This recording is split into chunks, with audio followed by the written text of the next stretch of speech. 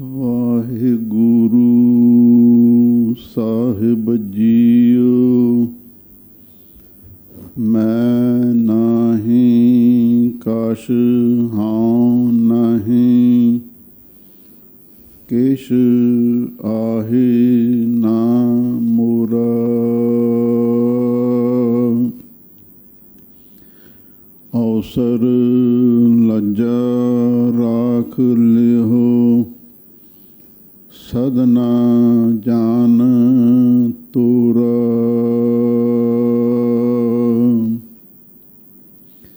ਕੋਈ ਗਾਵੇ ਕੋ ਸੁਣੈ, ਹਰ ਨਾਮਾ ਚਿਤ ਲਾਏ। ਕਹੋ ਕਬੀਰ ਸੰਸਾ ਨਹੀਂ, ਅੰਤ ਪਰਮ ਗਤ ਪਾਹੇ।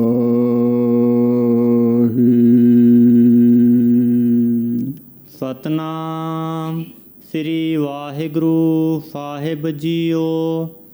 ਪ੍ਰਭਾਤੀ ਬਾਣੀ ਭਗਤ ਨਾਮਦੇਵ ਜੀ ਕੀ। ਇੱਕ ਓੰਕਾਰ ਸਤਿਗੁਰ ਪ੍ਰਸਾਦ। ਮਨ ਕੀ ਬਿਰਥਾ ਮਨ ਹੀ ਜਾਣੈ, ਕਹਿ ਬੂਝਲ ਆਗੈ ਕਹੀਐ। ਅੰਤਰ ਜਾਮੀ RAM ਰਵਾਈ, ਮੈਂ ਡਰ ਕੈਸੈ ਚਹੀਐ। ਅੰਤਰ ਜਾਮੀ RAM ਰਵਾਈ, ਮੈਂ ਡਰ ਕੈਸੇ ਚਹੀਐ। ਬੇਦੀਅਲੇ ਗੋਪਾਲ ਗੋਸਾਈ, ਮੇਰਾ ਪ੍ਰਭ ਰਵਿਆ ਸਰਬੇ ਠਾਈ। ਰਹਾਉ। ਪ੍ਰਭਾਤੀ ਬਾਣੀ ਭਗਤ ਨਾਮਦੇਵ ਜੀ ਕੀ। ਇੱਕ ਓੰਕਾਰ ਸਤਿਗੁਰ ਪ੍ਰਸਾਦ। ਮਨ ਕੀ ਬਿਰਥਾ ਮਨ ਹੀ ਜਾਣੈ, ਕਹਿ ਬੂਝਲ ਆਗੈ ਕਹੀਐ। ਵਾਹਿਗੁਰੂ ਜੀ ਕਾ ਖਾਲਸਾ, ਵਾਹਿਗੁਰੂ ਜੀ ਕੀ ਫਤਿਹ। ਪਰਮ ਸਨਮਾਨਯੋਗ ਗੁਰੂ ਖਾਲਸਾ ਸਤ ਸੰਗਤ ਜੀਓ। ਸਤਿਗੁਰੂ ਨੇ ਅਪਾਰ ਬਖਸ਼ਿਸ਼ ਕੀਤੀ।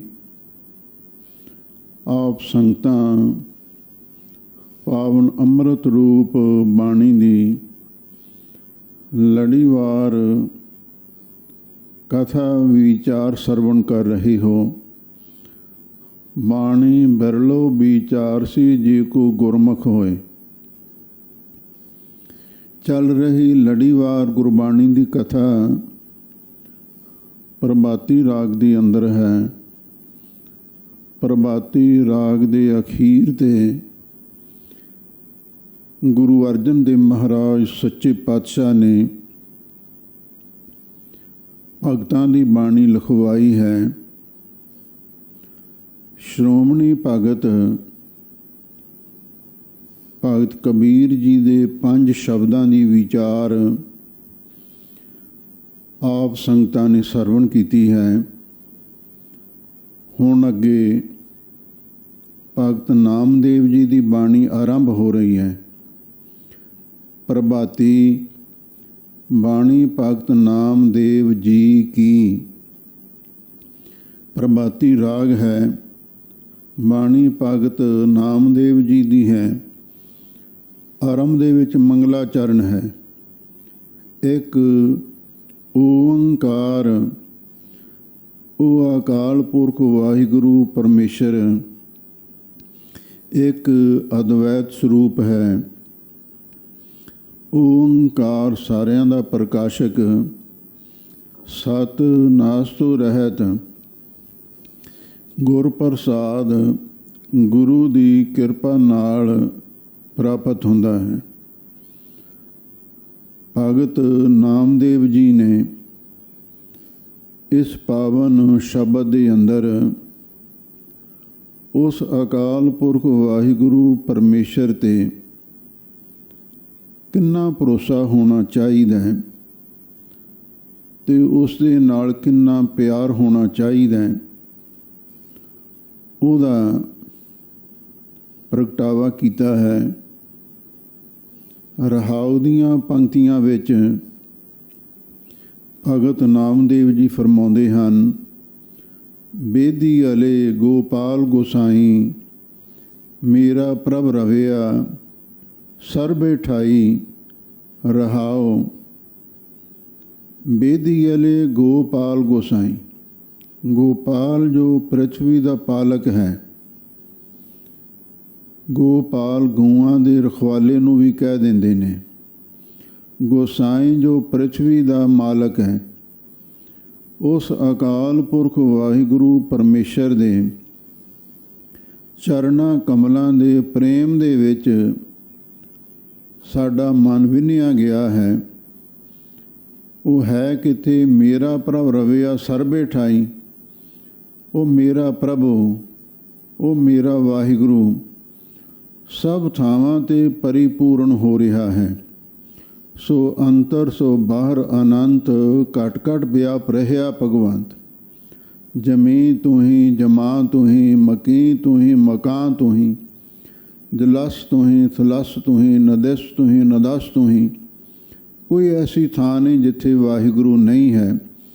ਹੁਣ ਆਰੰਭ ਤੋਂ ਭਗਤ ਨਾਮਦੇਵ ਜੀ ਫਰਮਾਉਂਦੇ ਹਨ, ਜੋ ਉਪਦੇਸ਼ ਬਖਸ਼ਿਸ਼ ਕਰਦੇ ਹਨ ਉਹ ਆਪ ਸੰਗਤਾਂ ਪ੍ਰੇਮ ਦੇ ਨਾਲ ਸਰਵਣ ਕਰੋ ਅਤੇ ਇੱਕ ਵਾਰ ਪਿਆਰ ਦੇ ਨਾਲ ਆਖੋ, ਸਤਿਨਾਮ ਸ੍ਰੀ ਵਾਹਿਗੁਰੂ ਸਾਹਿਬ ਜੀਓ। ਮਨ ਕੀ ਬਿਰਥਾ ਮਨ ਹੀ ਜਾਣੈ, ਕੈ ਬੂਝਲ ਆਗੈ ਕਹੀਐ। ਭਗਤ ਨਾਮਦੇਵ ਜੀ ਫਰਮਾਉਂਦੇ ਹਨ, ਮਨ ਦੀ ਬਿਰਥਾ, ਮਨ ਦੀ ਹਾਲਤ, ਮਨ ਦੀ ਅਵਸਥਾ, ਮਨ ਦੀ ਪੀੜਾ ਮਨ ਹੀ ਜਾਣੈ। ਸਾਡਾ ਮਨ ਹੀ ਜਾਣਦਾ ਹੈ ਜਾਂ ਫਿਰ ਪਰਮੇਸ਼ਰ ਜਾਣਦਾ ਹੈ। ਕੌਣ ਜਾਣੈ ਪੀਰ ਪਰਾਈ, ਹੋਰ ਕੌਣ ਪਰਾਈ ਪੀੜਾ ਨੂੰ ਸਮਝਦਾ ਹੈ। ਹਜ਼ੂਰ ਫਰਮਾਉਂਦੇ ਹਨ, ਮਨ ਕੀ ਬਿਰਥਾ ਮਨ ਹੀ ਜਾਣੈ। ਮਨ ਦੀ ਪੀੜਾ ਨੂੰ, ਮਨ ਦੀ ਵੇਦਨਾ ਨੂੰ ਮਨ ਹੀ ਜਾਣਦਾ ਹੈ। ਕੈ ਬੂਝਲ ਆਗਿਆ ਕਹੀ ਹੈ, ਜਾਂ ਕੋਈ ਉਸ ਨੂੰ ਬੂਝਲ ਦਾ ਅਰਥ ਸਮਝਣ ਵਾਲਾ ਹੋਵੇ। ਸਮਝਣ ਵਾਲਾ ਕੌਣ ਹੈ? ਘਟ ਘਟ ਕੇ ਅੰਤਰ ਕੀ ਜਾਨਤ, ਭਲੇ ਬੁਰੇ ਕੀ ਪੀਰ ਪਛਾਨਤ। ਉਹ ਅਕਾਲ ਪੁਰਖ ਹੈ, ਗੁਰੂ ਪਰਮੇਸ਼ਰ ਹੈ। ਜਾਂ ਫਿਰ ਉਸ ਜਾਣਨ ਵਾਲੇ, ਦਿਲ ਦੀ ਪੀੜਾ ਨੂੰ ਸਮਝਣ ਵਾਲੇ ਗੁਰੂ ਪਰਮੇਸ਼ਰ ਦੇ ਅਤੇ ਪਾਰ ਬ੍ਰਹਮ ਪਰਮੇਸ਼ਰ ਦੇ ਚਰਨਾਂ ਵਿੱਚ ਬਿਆਨ ਕਰਨਾ ਚਾਹੀਦਾ, ਬੇਨਤੀ ਕਰਨੀ ਚਾਹੀਦੀ ਹੈ। ਅੰਤਰ ਜਾਮੀ RAM ਰਵਾਈ, ਮੈਂ ਡਰ ਕੈਸੇ ਚਹੀਐ। ਭਗਤ ਨਾਮਦੇਵ ਜੀ ਫਰਮਾਉਂਦੇ ਨੇ, ਉਹ ਵਾਹਿਗੁਰੂ ਅੰਤਰਜਾਮੀ ਹੈ, ਅੰਦਰ ਦਾ ਪ੍ਰੇਰਕ ਹੈ, ਅੰਦਰ ਦਾ ਜਾਣਨਹਾਰ ਹੈ। RAM ਸਰਵ ਵਿਆਪਕ ਹੈ, ਰਵਾਈ ਮੈਂ ਉਸ ਵਾਹਿਗੁਰੂ ਪਰਮੇਸ਼ਰ ਦੇ ਨਾਮ ਨੂੰ ਸਿਮਰਦਾ ਹਾਂ। ਮੈਂ ਡਰ ਕੈਸੇ ਚਹੀਏ। ਹੁਣ ਦੱਸੋ, ਮੈਨੂੰ ਕਿਸੇ ਤੋਂ ਡਰਨਾ ਚਾਹੀਦਾ ਕਿ ਨਹੀਂ ਡਰਨਾ ਚਾਹੀਦਾ? ਬਿਲਕੁਲ ਕਿਸੇ ਤੋਂ ਡਰਨਾ ਨਹੀਂ ਚਾਹੀਦਾ। ਜੇ ਨਿਰਭਉ ਜਿਨ ਹਰ ਨਿਰਭਉ ਤੇ ਆਇਆ ਜੀ, ਤਿਨਕਾ ਪਉ ਸਭ ਗਵਾਸੀ। ਨਿਰਭਉ ਜਪੈ ਸਗਲ ਪਾਉ ਮਿਟੈ, ਪ੍ਰਭ ਕਿਰਪਾ ਤੇ ਪ੍ਰਾਣੀ ਛੁਟੈ। ਹੁਣ ਜਦੋਂ ਵਾਹਿਗੁਰੂ ਦਾ ਸਿਮਰਨ ਕਰਨ ਲੱਗ ਪਏ, ਫਿਰ ਸਾਨੂੰ ਹੁਣ ਕਿਸੇ ਤੋਂ ਡਰਨ ਦੀ ਵੀ ਲੋੜ ਨਹੀਂ ਰਹਿ ਗਈ।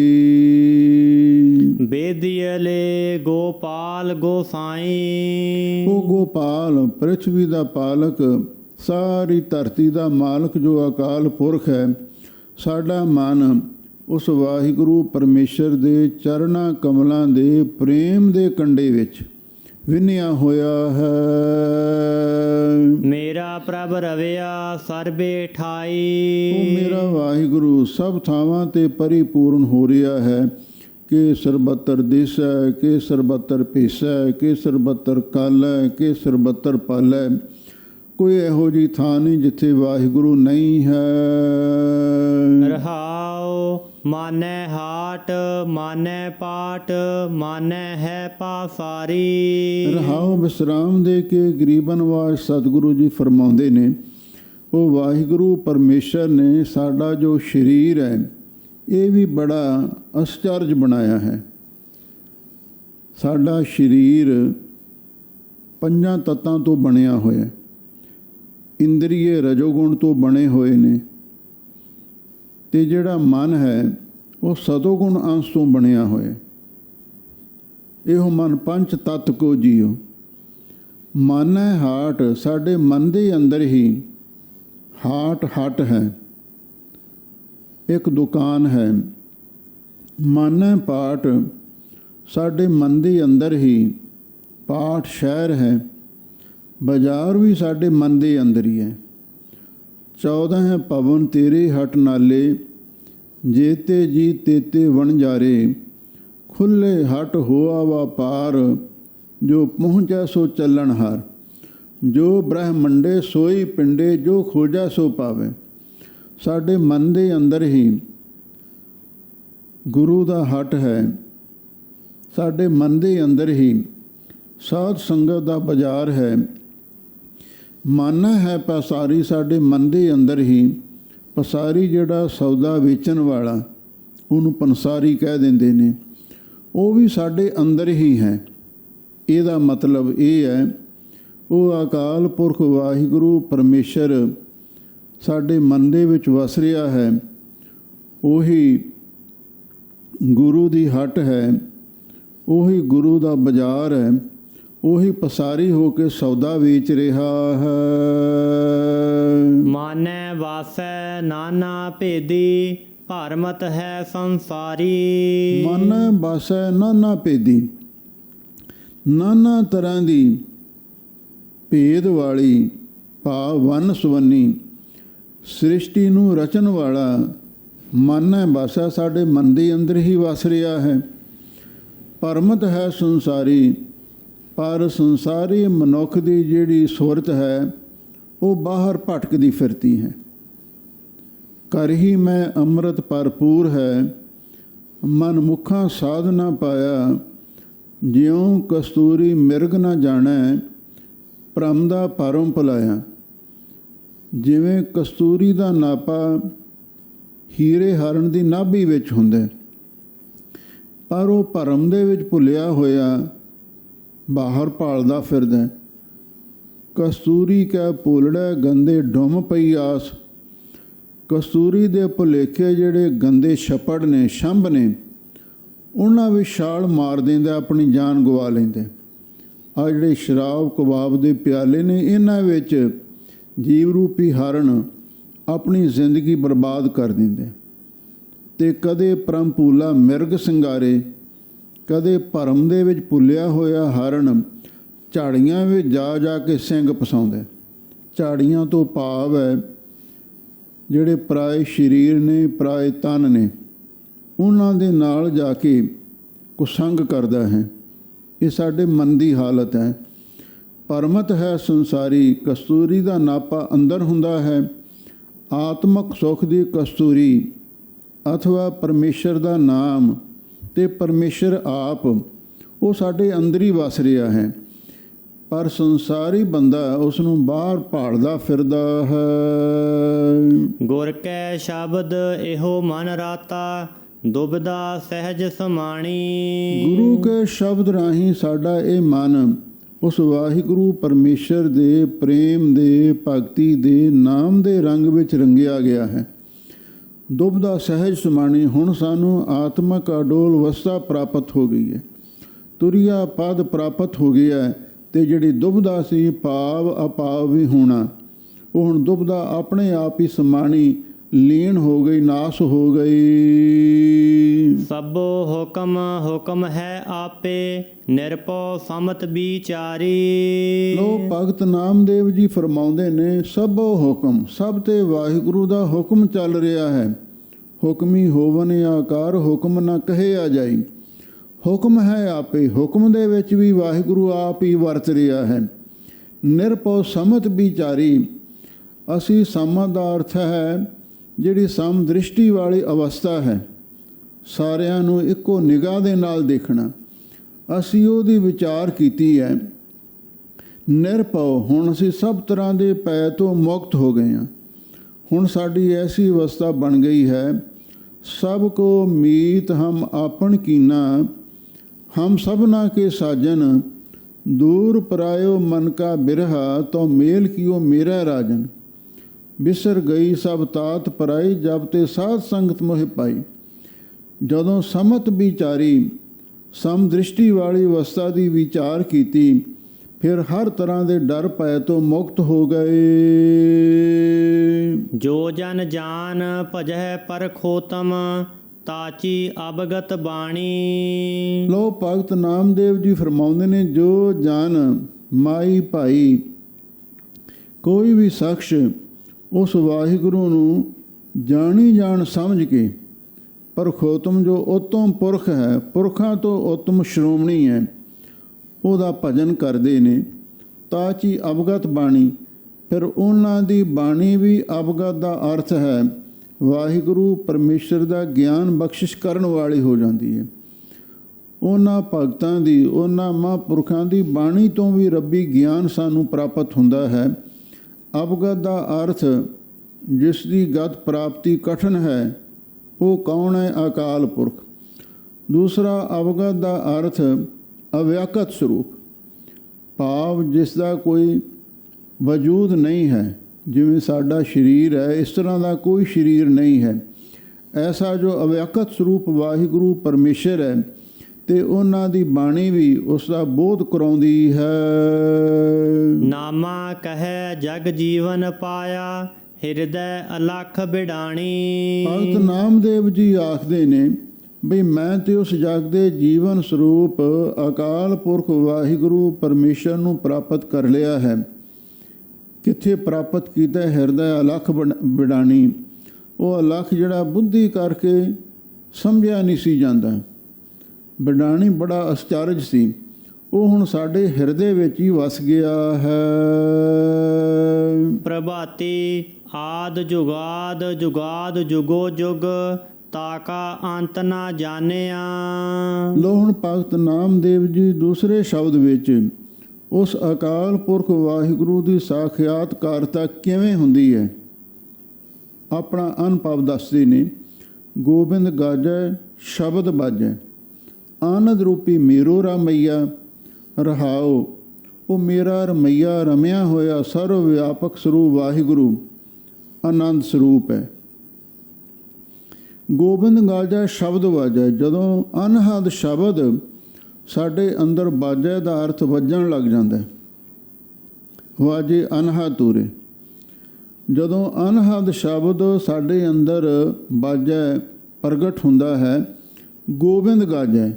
ਫਿਰ ਉਹ ਗੋਬਿੰਦ ਅਕਾਲ ਪੁਰਖ ਵਾਹਿਗੁਰੂ ਪਰਮੇਸ਼ਰ ਵੀ ਗਾਜੈ ਦਾ ਅਰਥ ਵੀ ਗੱਜ ਪੈਂਦਾ, ਉਹ ਵੀ ਸਾਖਿਆਤਕਾਰ ਹੋ ਜਾਂਦਾ।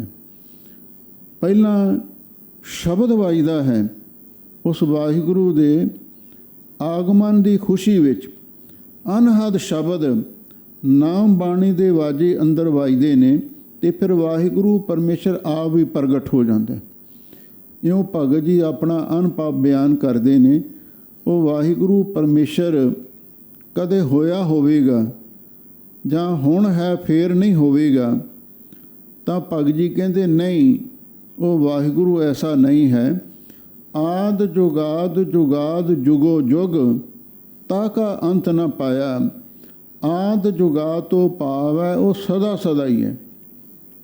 ਜੁਗਾਦ, ਜਦੋਂ ਜੁਗਾਂ ਦੀ ਰਚਨਾ ਹੋਈ ਉਸ ਵੇਲੇ ਵੀ ਵਾਹਿਗੁਰੂ ਪਰਮੇਸ਼ਰ ਮੌਜੂਦ ਸੀ। ਜੁਗੋ ਜੁਗ, ਹਰ ਜੁਗ ਜੁਗ ਦੇ ਵਿੱਚ ਵੀ, ਸਤਜੁਗ, ਤ੍ਰੇਤਾ, ਦੁਆਪਰ ਤੇ ਕਲਯੁਗ, 4 ਯੁਗ ਨੇ। ਹਰ ਯੁਗ ਯੁਗ ਦੇ ਅੰਦਰ ਉਹ ਵਾਹਿਗੁਰੂ ਪਰਮੇਸ਼ਰ ਵਰਤ ਰਿਹਾ ਹੈ। ਕਿਵੇਂ ਵਰਤ ਰਿਹਾ ਹੈ? ਸੂਰਜ ਏਕੋ ਰੁੱਤ ਅਨੇਕ, ਨਾਨਕ ਕਰਤੇ ਕੀ ਕੇਤੇ ਵੇਸ। ਸਾਲ ਦੀਆਂ 6 ਰੁੱਤਾਂ ਮੰਨੀਆਂ ਨੇ, ਰੁੱਤਾਂ ਬਦਲਦੀਆਂ ਰਹਿੰਦੀਆਂ ਨੇ, ਪਰ ਸੂਰਜ ਤਾਂ ਇੱਕ ਹੀ ਰਹਿੰਦਾ ਹੈ ਨਾ। ਇਸੇ ਤਰ੍ਹਾਂ ਯੁੱਗ ਬਦਲਦੇ ਨੇ, ਪਰ ਵਾਹਿਗੁਰੂ ਪਰਮੇਸ਼ਰ ਨਹੀਂ ਬਦਲਦਾ, ਉਹ ਇੱਕੋ ਇੱਕ ਰਹਿੰਦਾ ਹੈ।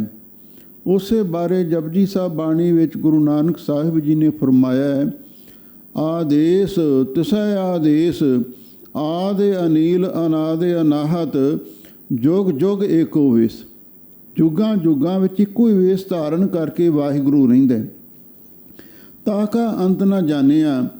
ਉਸ ਵਾਹਿਗੁਰੂ ਪਰਮੇਸ਼ਰ ਦਾ ਅੰਤ ਓੜਕ ਜਾਣਨ ਵਾਸਤੇ ਜਿੰਨੇ ਵੀ ਰਿਸ਼ੀ ਮੁਨੀ ਪੀਰ ਪੈਗੰਬਰ ਗਿਆਨੀ ਤੇ ਵਿਗਿਆਨੀ ਯੋਗੀ ਤੇ ਬੜੇ ਬੜੇ ਸਾਧੂ ਯਤਨ ਕਰਦੇ ਰਹੇ, ਪਰ ਉਸ ਵਾਹਿਗੁਰੂ ਦਾ ਅੰਤ ਕਿਸੇ ਨੇ ਵੀ ਨਹੀਂ ਜਾਣਿਆ। ਸਰਬ ਨਿਰੰਤਰ RAM ਰਹਿਆ ਰਵ, ਐਸਾ ਰੂਪ ਬਖਾਨਿਆ। ਭਗਤ ਨਾਮਦੇਵ ਜੀ ਫਰਮਾਉਂਦੇ ਨੇ, ਸਰਬ ਨਿਰੰਤਰ RAM ਰਹਿਆ ਰਵ। ਉਹ RAM ਸਰਵ ਵਿਆਪਕ ਸਰੂਪ ਵਾਹਿਗੁਰੂ ਸਾਰਿਆਂ ਦੇ ਅੰਦਰ ਨਿਰੰਤਰ ਦਾ ਅਰਥ ਹੈ ਬਿਨਾਂ ਭੇਦ ਭਾਵ ਤੋਂ ਪਰਿਪੂਰਨ ਹੋ ਰਿਹਾ ਹੈ। ਉਹ ਵਾਹਿਗੁਰੂ ਪਰਮੇਸ਼ਰ ਬਿਨਾਂ ਭੇਦ ਭਾਵ ਤੋਂ ਇੱਕ ਰਸ, ਇੱਕ ਸਾਰ, ਇੱਕ ਬਰਾਬਰ ਸਭ ਦੇ ਅੰਦਰ ਪਰਿਪੂਰਨ ਹੋ ਰਿਹਾ ਹੈ। ਐਸਾ ਰੂਪ ਬਖਾਨਿਆ। ਉਸ ਵਾਹਿਗੁਰੂ ਪਰਮੇਸ਼ਰ ਦਾ ਰੂਪ ਐਸਾ ਉਚਾਰਨ ਕੀਤਾ ਗਿਆ ਹੈ, ਉਹ ਕਿਸੇ ਨਾਲ ਵੀ ਭੇਦ ਭਾਵ ਨਹੀਂ ਰੱਖਦਾ। ਉਹ ਸਾਰਿਆਂ ਅੰਦਰ ਇੱਕ ਸਾਰ, ਇੱਕ ਬਰਾਬਰ ਤੇ ਇੱਕ ਰਸ ਸਮਾਇਆ ਹੋਇਆ ਹੈ। ਗੋਬਿੰਦ ਗਾਜੈ ਸ਼ਬਦ ਬਾਜੈ। ਭਗਤ ਨਾਮਦੇਵ ਜੀ ਕਹਿੰਦੇ ਨੇ, ਜਦੋਂ ਸ਼ਬਦ ਪ੍ਰਗਟ ਹੁੰਦਾ ਹੈ, ਅਨਹਦ ਨਾਦ ਅੰਦਰ ਗੂੰਜਦਾ ਹੈ, ਤੇ ਫਿਰ ਉਹ ਅਕਾਲ ਪੁਰਖ ਵਾਹਿਗੁਰੂ ਪਰਮੇਸ਼ਰ ਪ੍ਰਗਟ ਹੋ ਜਾਂਦਾ ਹੈ। ਆਨੰਦ ਰੂਪੀ ਮੇਰੋ ਰਾਮਈਆ। ਉਹ ਮੇਰਾ ਰਮਿਆ ਹੋਇਆ RAM ਆਨੰਦ ਸਰੂਪੀ ਹੈ, ਬੜਾ ਆਨੰਦ ਦੇਣ ਵਾਲਾ ਹੈ। ਅਨੰਦੋ ਅੰਧ ਕਣਾ ਮੈਂ ਸੋ ਪ੍ਰਭ ਡੀਠਾ RAM। ਜਦੋਂ ਇੱਕ ਵਾਰੀ ਵਾਹਿਗੁਰੂ ਦੇ ਦਰਸ਼ਨ ਦੀਦਾਰ ਹੋ ਜਾਂਦੇ ਨੇ, ਤਿੱਥੈ ਨਾਦ ਬਨੋਦ ਕੋੜ ਆਨੰਦ ਪ੍ਰਾਪਤ ਹੋ ਜਾਂਦੇ ਹਨ। ਰਹਾਉ ਬਾਵਨ ਬੀਖੂ ਬਾਨੈ ਬੀਖੇ, ਬਾਸ ਤੇ ਸੁਖ ਲਾਗਲਾ। ਰਹਾਉ ਵਿਸਰਾਮ ਦੇ ਕੇ ਭਗਤ ਨਾਮਦੇਵ ਜੀ ਅੱਗੇ ਫਰਮਾਉਂਦੇ ਹਨ ਵੀ ਇਹ ਉੱਥੇ ਮਹਾਰਾਸ਼ਟਰਾ ਦੀ ਬੋਲੀ ਹੈ, ਜਿਸ ਦੇ ਵਿੱਚ ਭਗਤ ਜੀ ਅੱਗੇ ਇਹ ਪਵਿੱਤਰ ਬਾਣੀ ਉਚਾਰਨ ਕਰ ਰਹੇ ਨੇ। 52 ਬੀਖੂ। ਬੀਖੂ ਦਾ ਅਰਥ ਹੈ ਬਿਰਸ਼, ਦਰਖਤ। ਜਿਵੇਂ 52 ਚੰਦਨ ਦਾ ਬਿਰਸ਼ ਹੁੰਦਾ ਹੈ, 52 ਤੋਂ ਭਾਵ ਹੈ ਬੌਣਾ, ਬਹੁਤ ਛੋਟਾ। 52 ਉਂਗਲ ਦਾ 52 ਚੰਦਨ ਮੰਨਿਆ ਗਿਆ ਹੈ, ਅਸਲੀ ਚੰਦਨ। ਉਹ ਜਿਹੜਾ 52 ਚੰਦਨ ਦਾ ਬਿਰਸ਼ ਹੈ, ਬਾਨਾ ਵਿਖੇ, ਬਾਨਾ ਦਾ ਅਰਥ ਹੈ ਬਣ। ਉਹ ਸਾਰੇ ਜੰਗਲ ਨੂੰ, ਜਿੰਨੇ ਜੰਗਲ ਦੇ ਵਿਖੇ ਬਿਰਸ਼ ਹੁੰਦੇ ਨੇ, ਸਾਰਿਆਂ ਨੂੰ ਸੁਗੰਧਿਤ ਕਰ ਦਿੰਦੇ। ਬਾਸ ਤੇ ਸੁਖ ਲਾਗਲਾ। ਉਸ 52 ਚੰਦਨ ਦੀ ਬਾਸ ਮਹਿਕ ਦੇ ਨਾਲ, ਸੁਗੰਧੀ ਦੇ ਨਾਲ ਸਾਰੇ ਬਿਰਸ਼ਾਂ ਨੂੰ ਸੁਖ ਪ੍ਰਾਪਤ ਹੋ ਜਾਂਦੇ। ਕਿਉਂ? ਉਹਨਾਂ ਸਾਰਿਆਂ ਵਿੱਚ ਹੀ ਚੰਦਨ ਦੀ ਵਾਸ਼ਨਾ ਸਮਾ ਜਾਂਦੀ ਹੈ। ਸਰਬੇ ਆਦ ਪਰਮਲਾਦ, ਕਾਸ਼ਟ ਚੰਦਨ ਭੈ ਲਾ। ਲੋ ਭਗਤ ਨਾਮਦੇਵ ਜੀ ਕਹਿੰਦੇ ਨੇ, ਉਹ ਵਾਹਿਗੁਰੂ ਸਭ ਦਾ ਆਦ ਮੂਲ ਰੂਪ ਹੈ। ਕਰਨ ਕਾਰਨ ਪ੍ਰਭ ਏਕ ਹੈ, ਦੂਸਰ ਨਾਹੀ ਕੋਈ। ਪਰਮਲਾਦ ਆ ਚੰਦਨ ਆਦਿਕ ਜਿਹੜੀਆਂ ਸੁੰਦਰ ਸੁਗੰਧੀਆਂ ਨੇ, ਉਹਨਾਂ ਦਾ ਵੀ ਆਦ ਰੂਪ ਹੈ। ਉਹਨਾਂ ਨੂੰ ਵੀ ਪੈਦਾ ਕਰਨ ਵਾਲਾ ਮੂਲ ਸਰੋਤ ਵਾਹਿਗੁਰੂ ਪਰਮੇਸ਼ਰ ਹੀ ਹੈ। ਕਾਸ਼ਟ ਚੰਦਨ ਪਾਇਲਾ। ਕਾਠ ਦੇ ਵਿੱਚ ਵੀ ਤੇ ਚੰਦਨ ਦੇ ਵਿੱਚ ਵੀ ਪਾਇਲਾ ਉਹ ਵਾਹਿਗੁਰੂ ਪਰਮੇਸ਼ਰ ਮਿਲਿਆ ਹੋਇਆ। ਭਾਵ 52 ਚੰਦਨ ਦੇ ਵਿੱਚ ਵੀ ਤੇ ਜਿਹੜੀ ਹੋਰ ਬਨਾਸਪਤੀ ਹੈ, ਕਾਸ਼ ਤੋਂ ਭਾਵ ਬਨਾਸਪਤੀ, ਜਿੰਨੀ ਹੋਰ ਬਨਾਸਪਤੀ ਹੈ ਤੇ ਚੰਦਨ ਦਾ 52 ਚੰਦਨ ਦਾ ਬਿਰਸ਼ ਹੈ, ਉਹਦੇ ਵਿੱਚ ਵੀ ਉਹ ਵਾਹਿਗੁਰੂ ਪਰਮੇਸ਼ਰ ਹੀ ਮਿਲਿਆ ਹੋਇਆ ਹੈ। ਅੰਤਰੀ ਭਾਵ ਇਹ ਹੈ, ਜਿਹੜੇ ਮਹਾਂਪੁਰਖ ਨੇ ਉਹ 52 ਚੰਦਨ ਵਾਂਗ ਹੁੰਦੇ ਨੇ। ਕਾਸ਼ਟ ਕਾਠ ਵਾਂਗੂ ਜਿਹੜੀ ਹੋਰ ਸ੍ਰਿਸ਼ਟੀ ਹੈ, 4 ਵਰਨ 4 ਆਸ਼ਰਮ ਨੇ, ਉਹ ਕਾਸ਼ਟ ਵਾਂਗ ਨੇ। ਉਹਨਾਂ ਵਿੱਚ ਵੀ ਸਾਰਿਆਂ ਵਿੱਚ ਹੀ ਉਹ ਵਾਹਿਗੁਰੂ ਪਰਮੇਸ਼ਰ ਮਿਲਿਆ ਹੋਇਆ ਹੈ। ਤੁਮ ਚੇ ਪਾਰਸ ਹਮ ਚੇ ਲੋਹਾ ਸੰਗੇ ਕੰਚਨ ਭੈ ਲਾ। ਉਹ ਭਗਤ ਨਾਮਦੇਵ ਜੀ ਫਰਮਾਉਂਦੇ ਨੇ, ਤੁਮ ਚੇ ਪਾਰਸ ਹੈ ਵਾਹਿਗੁਰੂ ਜੀ, ਤੁਸੀਂ ਤਾਂ ਪਾਰਸ ਵਾਂਗ ਹੋ, ਹਮ ਲੋਹਾ, ਅਸੀਂ ਲੋਹੇ ਵਾਂਗ ਹਾਂ। ਸੰਗੇ ਕੰਚਨ ਭੈ ਲਾ, ਅਸੀਂ ਆਪ ਜੀ ਦੀ ਸੰਗਤ ਕਰਕੇ ਸੋਨਾ ਬਣ ਜਾਂਦੇ ਹਾਂ। ਜਦੋਂ ਲੋਹੇ ਨੂੰ ਪਾਰਸ ਦੀ ਛੋਹ ਪ੍ਰਾਪਤ ਹੋ ਜਾਵੇ ਉਹ ਸੋਨਾ ਬਣ ਜਾਂਦਾ। ਤੇ ਮਹਾਰਾਜ ਅਸੀਂ ਲੋਹੇ ਵਾਂਗੂ ਹਾਂ, ਤੁਸੀਂ ਪਾਰਸ ਵਾਂਗ ਹੋ, ਤੇ ਤੁਹਾਡੀ ਸੰਗਤ ਕਰਕੇ ਸਾਡਾ ਵੀ ਜੀਵਨ ਸੋਨੇ ਵਰਗਾ ਸ਼ੁੱਧ ਪਵਿੱਤਰ ਨਿਰਵਿਕਾਰ ਹੋ ਜਾਂਦਾ ਹੈ। ਤੂੰ ਦਇਆਲ ਰਤਨ ਲਾਲ ਨਾਮਾ ਸਾਚ ਸਮਾਏ ਲਾ। ਹੇ ਵਾਹਿਗੁਰੂ, ਤੂੰ ਦਇਆ ਦਾ ਘਰ ਹੈ, ਤੂੰ ਇੱਕ ਅਮੋਲਕ ਰਤਨ ਹੈ, ਤੂੰ ਇੱਕ ਬੇਸ਼ਕੀਮਤੀ ਲਾਲ ਹੈ। ਭਾਵ ਤੇਰੀ ਕੀਮਤ ਬਿਆਨ ਨਹੀਂ ਕੀਤੀ ਜਾ ਸਕਦੀ। ਨਾਮਾ ਸਾਚ ਸਮਾਇਲਾ, ਤੇ ਨਾਮਦੇਵ ਤੇਰੇ ਸੱਚੇ ਨਾਮ ਦੇ ਵਿੱਚ ਸਮਾਇਲਾ ਸਮਾਇਆ ਹੋਇਆ ਹੈ। ਨਾਮਦੇਵ ਸੱਚੇ ਨਾਮ ਦੇ ਵਿੱਚ ਹਮੇਸ਼ਾ ਲਈ ਤਦਾਕਾਰ ਹੋਇਆ ਰਹਿੰਦਾ ਹੈ। ਪ੍ਰਭਾਤੀ ਅਕੁਲ ਪੁਰਖ ਇੱਕ ਚਲਤ ਉਪਾਇਆ। ਹੁਣ ਤੀਸਰੇ ਸ਼ਬਦ ਵਿੱਚ ਭਗਤ ਨਾਮਦੇਵ ਜੀ ਉਸ ਅਕਾਲ ਪੁਰਖ ਵਾਹਿਗੁਰੂ ਪਰਮੇਸ਼ਰ ਦੀ ਹੀ ਮਹਿਮਾ, ਉਹਦੀ ਅਦਭੁਤ ਲੀਲਾ ਦਾ ਬਿਆਨ ਕਰਦੇ ਨੇ। ਜੀ ਕੀ ਜੋਤ ਨਾ ਜਾਣੈ ਕੋਈ, ਤੈ ਮੈਂ ਕੀਆ ਸੋ ਮਾਲੂਮ ਹੋਈ। ਰਹਾਓ ਇਹ ਸਿਧਾਂਤਕ ਪੰਕਤੀਆਂ ਨੇ। ਭਗਤ ਨਾਮਦੇਵ ਜੀ ਫਰਮਾਉਂਦੇ ਨੇ, ਜੀ ਕੀ ਜੋਤ, ਜੋ ਸਾਡੇ ਜੀਵ ਦੇ ਅੰਦਰ ਵਾਹਿਗੁਰੂ ਦੀ ਜੋਤ ਬਿਰਾਜਮਾਨ ਹੈ, ਨਾ ਜਾਣੈ ਕੋਈ, ਉਸ ਨੂੰ ਕੋਈ ਨਹੀਂ ਜਾਣਦਾ। ਸਭ ਮੈਂ ਜੋਤ ਜੋਤ ਹੈ ਸੋਏ, ਤਿਸ ਦਾ ਚਾਨਣ ਸਭ ਮੈਂ ਚਾਨਣ ਹੋਏ। ਸਰੀਰ ਨੂੰ ਸਾਰੇ ਵੇਖਦੇ ਨੇ, ਪਰ ਉਸ ਜੋਤ ਨੂੰ ਕੋਈ ਨਹੀਂ ਜਾਣਦਾ। ਤੈ ਮੈਂ ਕੀਆ, ਤੈਂ ਤੇ ਮੈਂ ਤੇ ਤੂੰ, ਭਾਵ ਅਸੀਂ ਜੋ ਵੀ ਕੁਛ ਕੀਤਾ ਹੈ ਸੋ ਮਾਲੂਮ ਹੋਈ, ਉਸ ਵਾਹਿਗੁਰੂ ਪਰਮੇਸ਼ਰ ਨੂੰ ਮਾਲੂਮ ਹੋ ਜਾਂਦਾ। ਅਸੀਂ ਜੋ ਵੀ ਕਿਰਿਆ ਕਰਮ ਕਰਦੇ ਹਾਂ ਤੇ ਵਾਹਿਗੁਰੂ ਪਰਮੇਸ਼ਰ ਨੂੰ ਉਸ ਦਾ ਪਤਾ ਲੱਗ ਜਾਂਦਾ ਹੈ। ਕਿਉਂ? ਉਹਦੀ ਜੋਤ ਸਾਡੇ ਅੰਦਰ ਬਿਰਾਜਮਾਨ ਹੈ, ਉੱਥੇ ਚਾਨਣ ਹੈ, ਉੱਥੇ ਸਭ ਕੁਝ ਸਾਖਿਆਤਕਾਰ ਹੋ ਜਾਂਦਾ ਹੈ। ਠੀਕ ਹੈ, ਮਨੁੱਖ ਅਗਿਆਨਤਾ ਵਿੱਚ ਸੁੱਤਾ ਹੋਇਆ ਹੈ, ਇਹਨੂੰ ਇਸ ਗੱਲ 'ਤੇ ਯਕੀਨ ਨਹੀਂ ਬਈ ਰੱਬ ਮੈਨੂੰ ਦੇਖਦਾ ਹੈ। ਇਹ ਤਾਂ ਕਹਿੰਦਾ ਰੱਬ ਕੋਈ ਹੈ ਹੀ ਨਹੀਂ। ਪਰ ਉਹ ਵਾਹਿਗੁਰੂ ਸਭ ਕੁਝ ਜਾਣਦਾ ਹੈ। ਜੋ ਸਾਡੇ ਮਨ ਦੀ ਅਵਸਥਾ ਹੈ, ਜੋ ਅਸੀਂ ਸੋਚਦੇ ਹਾਂ, ਜੋ ਅਸੀਂ ਕਰਦੇ ਹਾਂ, ਤੈ ਮੈਂ ਕੀਆ, ਅਸੀਂ ਤੁਸੀਂ ਜੋ ਵੀ ਕੁਛ ਕਰਦੇ ਹਾਂ ਉਹ ਵਾਹਿਗੁਰੂ ਪਰਮੇਸ਼ਰ ਨੂੰ ਪਤਾ ਲੱਗ ਜਾਂਦਾ ਹੈ। ਪ੍ਰਭਾਤੀ ਰਹਾਉ ਜਿਉ ਪ੍ਰਗਾਸਿਆ ਮਾਟੀ ਕੁੰਭਿਓ। ਵਿਸਰਾਮ ਦੇ ਕੇ ਭਗਤ ਨਾਮਦੇਵ ਜੀ ਅੱਗੇ ਫਰਮਾਉਂਦੇ ਹਨ, ਜਿਉ ਪ੍ਰਗਾਸਿਆ ਮਾਟੀ ਕੁੰਭਿਓ। ਦ੍ਰਿਸ਼ਟਾਂਤ ਦਿੰਦੇ ਨੇ, ਜਿਵੇਂ ਮਿੱਟੀ ਤੋਂ ਕੁੰਭਿਓ ਦਾ ਅਰਥ ਹੈ ਕੁੰਭ, ਕੁੰਭ ਘੜੇ ਨੂੰ ਕਹਿੰਦੇ ਨੇ। ਜਿਵੇਂ ਮਿੱਟੀ ਤੋਂ ਘੜਾ ਪ੍ਰਗਟ ਹੋ ਜਾਂਦਾ। ਜੇ ਮਿੱਟੀ ਨਾ ਹੋਵੇ ਘੜਾ ਨਹੀਂ ਬਣ ਸਕਦਾ। ਮਿੱਟੀ ਤੋਂ ਜਿਵੇਂ ਘੜਾ ਬਣਦਾ ਹੈ, ਤੇ ਇਸੇ ਤਰ੍ਹਾਂ ਗਰੀਬ ਨਿਵਾਜ ਸਤਿਗੁਰੂ ਜੀ ਫਰਮਾਉਂਦੇ ਹਨ, ਆਪ ਹੀ ਕਰਤਾ ਬੀਠਲ ਦਿਓ। ਇਸੇ ਤਰ੍ਹਾਂ ਉਹ ਬੀਠਲ ਭਗਵਾਨ ਜੋ ਅਕਾਲ ਪੁਰਖ ਹੈ, ਦਿਓ ਪ੍ਰਕਾਸ਼ ਰੂਪ ਹੈ, ਉਹ ਆਪ ਹੀ ਕਰਤਾ ਪੁਰਖ ਹੈ। ਉਹ ਆਪ ਹੀ ਸਾਰਿਆਂ ਨੂੰ ਪੈਦਾ ਕਰਦਾ। ਭਾਵ ਜਿਵੇਂ ਮਿੱਟੀ ਤੋਂ ਘੜਾ ਬਣਦਾ ਹੈ, ਇਸੇ ਤਰ੍ਹਾਂ ਅਸੀਂ ਵੀ ਉਸ ਵਾਹਿਗੁਰੂ ਪਰਮੇਸ਼ਰ ਤੋਂ ਸਾਰੇ ਪੈਦਾ ਹੋਏ ਹਾਂ। ਕਿੱਥੋਂ ਉਪਜੈ ਕਹਿ ਰਹਿ ਕਹਿ ਮਾਈ ਸਮਾਵੈ, ਜੀ ਜਨ ਸਭ ਖਸਮ ਕੇ ਕੌਣ ਕੀਮਤ ਪਾਵੇ। ਜਿਵੇਂ ਪਾਣੀ ਦੀ ਲਹਿਰ ਪਾਣੀ ਤੋਂ ਪੈਦਾ ਹੁੰਦੀ ਹੈ ਤੇ ਪਾਣੀ ਵਿੱਚ ਹੀ ਲੀਨ ਹੋ ਜਾਂਦੀ ਹੈ, ਇਸੇ ਤਰ੍ਹਾਂ ਅਸੀਂ ਵੀ ਉਸ ਵਾਹਿਗੁਰੂ ਪਰਮੇਸ਼ਰ ਤੋਂ ਸਾਰੇ ਜੀਵ ਪੈਦਾ ਹੋਏ ਹਾਂ ਤੇ ਅਖੀਰ ਉਹਦੇ ਵਿੱਚ ਹੀ ਸਮਾ ਜਾਂਦੇ ਹਾਂ।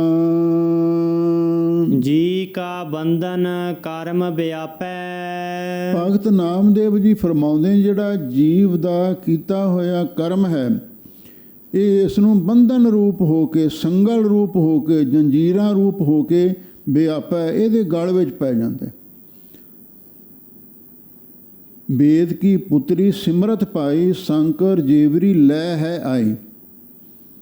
ਵੇਦ ਦੀ ਪੁੱਤਰੀ ਸਿਮਰਤੀ ਮੰਨੀ ਹੈ, ਪਰ ਉਹ ਸੰਗਲ ਤੇ ਜੀਵੜੀਆਂ ਫਾਈਆਂ ਲੈ ਕੇ ਨਾਲ ਆਈ ਹੋਈ ਹੈ।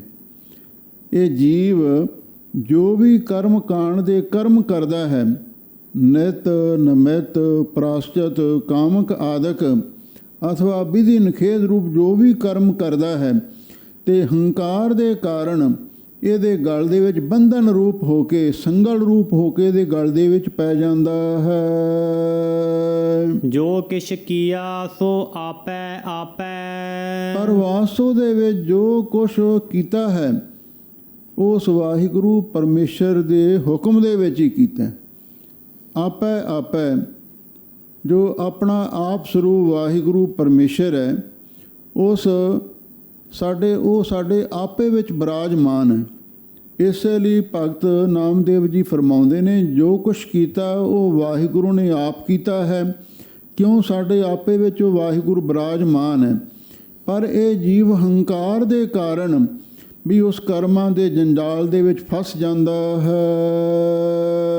ਪ੍ਰਣਵਤ ਨਾਮ ਦਿਓ ਇਹੋ ਜੀਓ ਚਿਤਵੈ ਸੋ ਲਹੈ। ਬੇਨਤੀ ਪੂਰਵਕ ਭਗਤ ਨਾਮਦੇਵ ਜੀ ਫਰਮਾਉਂਦੇ ਨੇ, ਇਹ ਜੀਓ ਚਿਤਵੈ, ਇਹ ਜੀਵ ਜੋ ਵੀ ਚਿਤਵਦਾ ਹੈ, ਜੋ ਇਹਦੇ ਮਨ ਦੇ ਵਿੱਚ ਇੱਛਾ ਪੈਦਾ ਹੁੰਦੀ ਹੈ ਤੇ ਉਹ ਲੈ ਲੈਂਦਾ। ਇਹਦਾ ਮਤਲਬ ਇਹ ਹੈ, ਜਦੋਂ ਮਨੁੱਖ ਵਾਹਿਗੁਰੂ ਦਾ ਸਿਮਰਨ ਕਰਦਾ ਹੈ, ਇੱਛਾ ਪੂਰਕ ਸਰਬ ਸੁਖ ਦਾਤਾ ਹਰ, ਜਾ ਕੇ ਵਸ ਹੈ ਕਾਮ ਧੀਨਾ, ਸੋ ਐਸਾ ਹਰ ਧਿਆਈਐ ਮੇਰੇ ਜੀੜੇ, ਤਾਂ ਸਰਬ ਸੁਖ ਪਾਵੈ ਮੇਰੇ ਮਨ। ਫਿਰ ਜੋ ਵੀ ਚਿਤਵਦਾ ਉਹ ਫਲ ਪ੍ਰਾਪਤ ਕਰ ਲੈਂਦਾ ਹੈ। ਅਮਰ ਹੋਏ ਸਦ ਆਕੁਲ ਰਹੈ। ਭਗਤ ਨਾਮਦੇਵ ਜੀ ਫਰਮਾਉਂਦੇ ਨੇ, ਫਿਰ ਇਹ ਮਨੁੱਖ ਅਮਰ ਹੋ ਕੇ, ਮ੍ਰਿਤੂ ਤੋਂ ਰਹਿਤ ਅਮਰ ਪਦਵੀ ਪ੍ਰਾਪਤ ਕਰਕੇ ਹਮੇਸ਼ਾ ਆਕੁਲ ਰਹੇ, ਉਸ ਵਾਹਿਗੁਰੂ ਪਰਮੇਸ਼ਰ ਦੇ ਵਿੱਚ ਆਪੇਦ ਹੋ ਕੇ, ਉਹਦਾ ਰੂਪ ਹੋ ਕੇ ਰਹਿੰਦਾ ਹੈ। ਹਰ ਹਰ ਜਨ ਦੋਈ ਏਕ ਹੈ, ਬਿਬ ਵਿਚਾਰ ਕਛ ਨਾਹੀਂ, ਜਲ ਤੇ ਉਪਜਤ ਰੰਗ ਜਿਉ ਜਲ ਹੀ ਵਿਖੈ ਸਮਾਹੇ। ਆਕੁਲ ਦਾ ਅਰਥ ਹੈ ਪਰਮੇਸ਼ਰ। ਆਕੁਲ ਦਾ ਅਰਥ ਪ੍ਰਾਚੀਨ ਵਿਦਵਾਨ ਇਹ ਕਰਦੇ ਸਨ, ਆਕੁਲ ਜੋ ਕੁਲਾਂ ਤੋਂ ਰਹਿਤ ਹੈ। ਤੇ ਜਿਹੜੇ ਨਵੇਂ ਵਿਦਵਾਨ ਨੇ, ਆਕੁਲ ਜੋ ਕੁਲ ਵਿੱਚ ਆਇਆ ਹੋਇਆ ਹੈ, ਸਰਵ ਵਿਆਪਕ ਸਰੂਪ। ਆਕੁਲ ਦਾ ਅਰਥ ਇਹ ਵੀ ਕਰਦੇ ਨੇ। ਲੋ ਭਗਤ ਨਾਮਦੇਵ ਜੀ ਫਰਮਾਉਂਦੇ ਨੇ, ਉਹ ਅਮਰ ਹੋ ਕੇ ਹਮੇਸ਼ਾ ਲਈ ਵਾਹਿਗੁਰੂ ਵਿੱਚ ਅਭੇਦ ਹੋ ਕੇ ਰਹਿੰਦਾ ਹੈ। ਪ੍ਰਭਾਤੀ ਭਗਤ ਬੇਣੀ ਜੀ ਕੀ, ਇੱਕ ਓੰਕਾਰ ਸਤਿਗੁਰ ਪ੍ਰਸਾਦ, ਤਨ ਚੰਦਨ ਮਸਤਕ ਪਾਤੀ, ਰਿਦ ਅੰਤਰ ਕਰ ਤਲ ਕਾਤੀ। ਲਓ ਹੁਣ ਪਿੱਛੇ ਭਗਤ ਨਾਮਦੇਵ ਜੀ ਦੀ ਬਾਣੀ ਸੰਪੂਰਨ ਹੋਈ ਹੈ। ਗੁਰੂ ਅਰਜਨ ਦੇਵ ਮਹਾਰਾਜ ਸੱਚੇ ਪਾਤਸ਼ਾਹ ਪ੍ਰਭਾਤੀ ਰਾਗ ਦੇ ਅਖੀਰ ਦੇ ਉੱਤੇ ਹੁਣ ਭਗਤ ਬੇਣੀ ਜੀ ਦੀ ਬਾਣੀ ਲਿਖਵਾਉਂਦੇ ਨੇ। ਪ੍ਰਭਾਤੀ ਭਗਤ ਬੇਣੀ ਜੀ ਕੀ। ਭਗਤ ਬੇਣੀ ਜੀ ਜਾਤ ਦੇ ਪੰਡਤ ਸਨ ਤੇ ਬਹੁਤ ਵਿਦਵਾਨ ਸਨ। ਪ੍ਰਾਕ੍ਰਿਤ ਭਾਸ਼ਾ ਦੇ ਵਿੱਚ ਉਹਨਾਂ ਨੇ ਇਹ ਬਾਣੀ ਉਚਾਰਨ ਕੀਤੀ ਹੈ। ਇੱਕ ਓੰਕਾਰ ਸਤਿਗੁਰ ਪ੍ਰਸਾਦ, ਉਹ ਅਕਾਲ ਪੁਰਖ ਵਾਹਿਗੁਰੂ ਇੱਕ ਅਦਵੈਤ ਸਰੂਪ ਹੈ। ਓੰਕਾਰ ਸਾਰਿਆਂ ਦਾ ਪ੍ਰਕਾਸ਼ਕ, ਸਤ ਨਾਸ ਤੋਂ ਰਹਿਤ ਤੇ ਗੁਰ ਪ੍ਰਸਾਦ, ਗੁਰੂ ਦੀ ਕਿਰਪਾ ਦੇ ਨਾਲ ਉਹ ਅਕਾਲ ਪੁਰਖ ਵਾਹਿਗੁਰੂ ਪਰਮੇਸ਼ਰ ਮਿਲਦਾ ਹੈ। ਹੁਣ ਇਸ ਪਾਵਨ ਸ਼ਬਦ ਦੇ ਅੰਦਰ ਭਗਤ ਬੇਣੀ ਜੀ ਨੇ ਪਖੰਡ ਦਾ ਖੰਡਨ ਕੀਤਾ ਹੈ। ਕਿਉਂ? ਪਖੰਡ ਵਾਹਿਗੁਰੂ ਦੀ ਦਰਗਾਹ ਦੇ ਵਿੱਚ ਪ੍ਰਵਾਨ ਨਹੀਂ ਹੋ ਸਕਦਾ। ਕੋਈ ਪਖੰਡੀ ਪੰਡਤ ਭਗਤ ਬੇਣੀ ਜੀ ਦੇ ਸਾਹਮਣੇ ਆਇਆ ਹੈ, ਉਹਦੀ ਤਸਵੀਰ ਜੋ ਕੁਝ ਉਹ ਕਰਦਾ ਸੀ ਇਸ ਪਾਵਨ ਸ਼ਬਦ ਦੇ ਵਿੱਚ ਖਿੱਚਣ ਦਾ ਯਤਨ ਕੀਤਾ। ਰਹਾਉ ਦੀਆਂ ਪੰਕਤੀਆਂ ਹਨ। ਕਲ ਭਗਵਤ ਬੰਦ ਚਿਰਾਮੰ ਕਰੂਰ ਦ੍ਰਿਸ਼ ਰਤਾ ਨਿਸਬਾਦੰ। ਰਹਾਉ ਕਲ ਭਗਵਤ ਬੰਦ ਚਿਰਾਮੰ। ਕਲ ਦਾ ਅਰਥ ਹੈ ਇਸ ਕਲਯੁਗ ਦੇ ਵਿੱਚ, ਚਿਰਾਮੰ ਦਾ ਅਰਥ ਹੈ ਲੰਬਾ ਸਮਾਂ।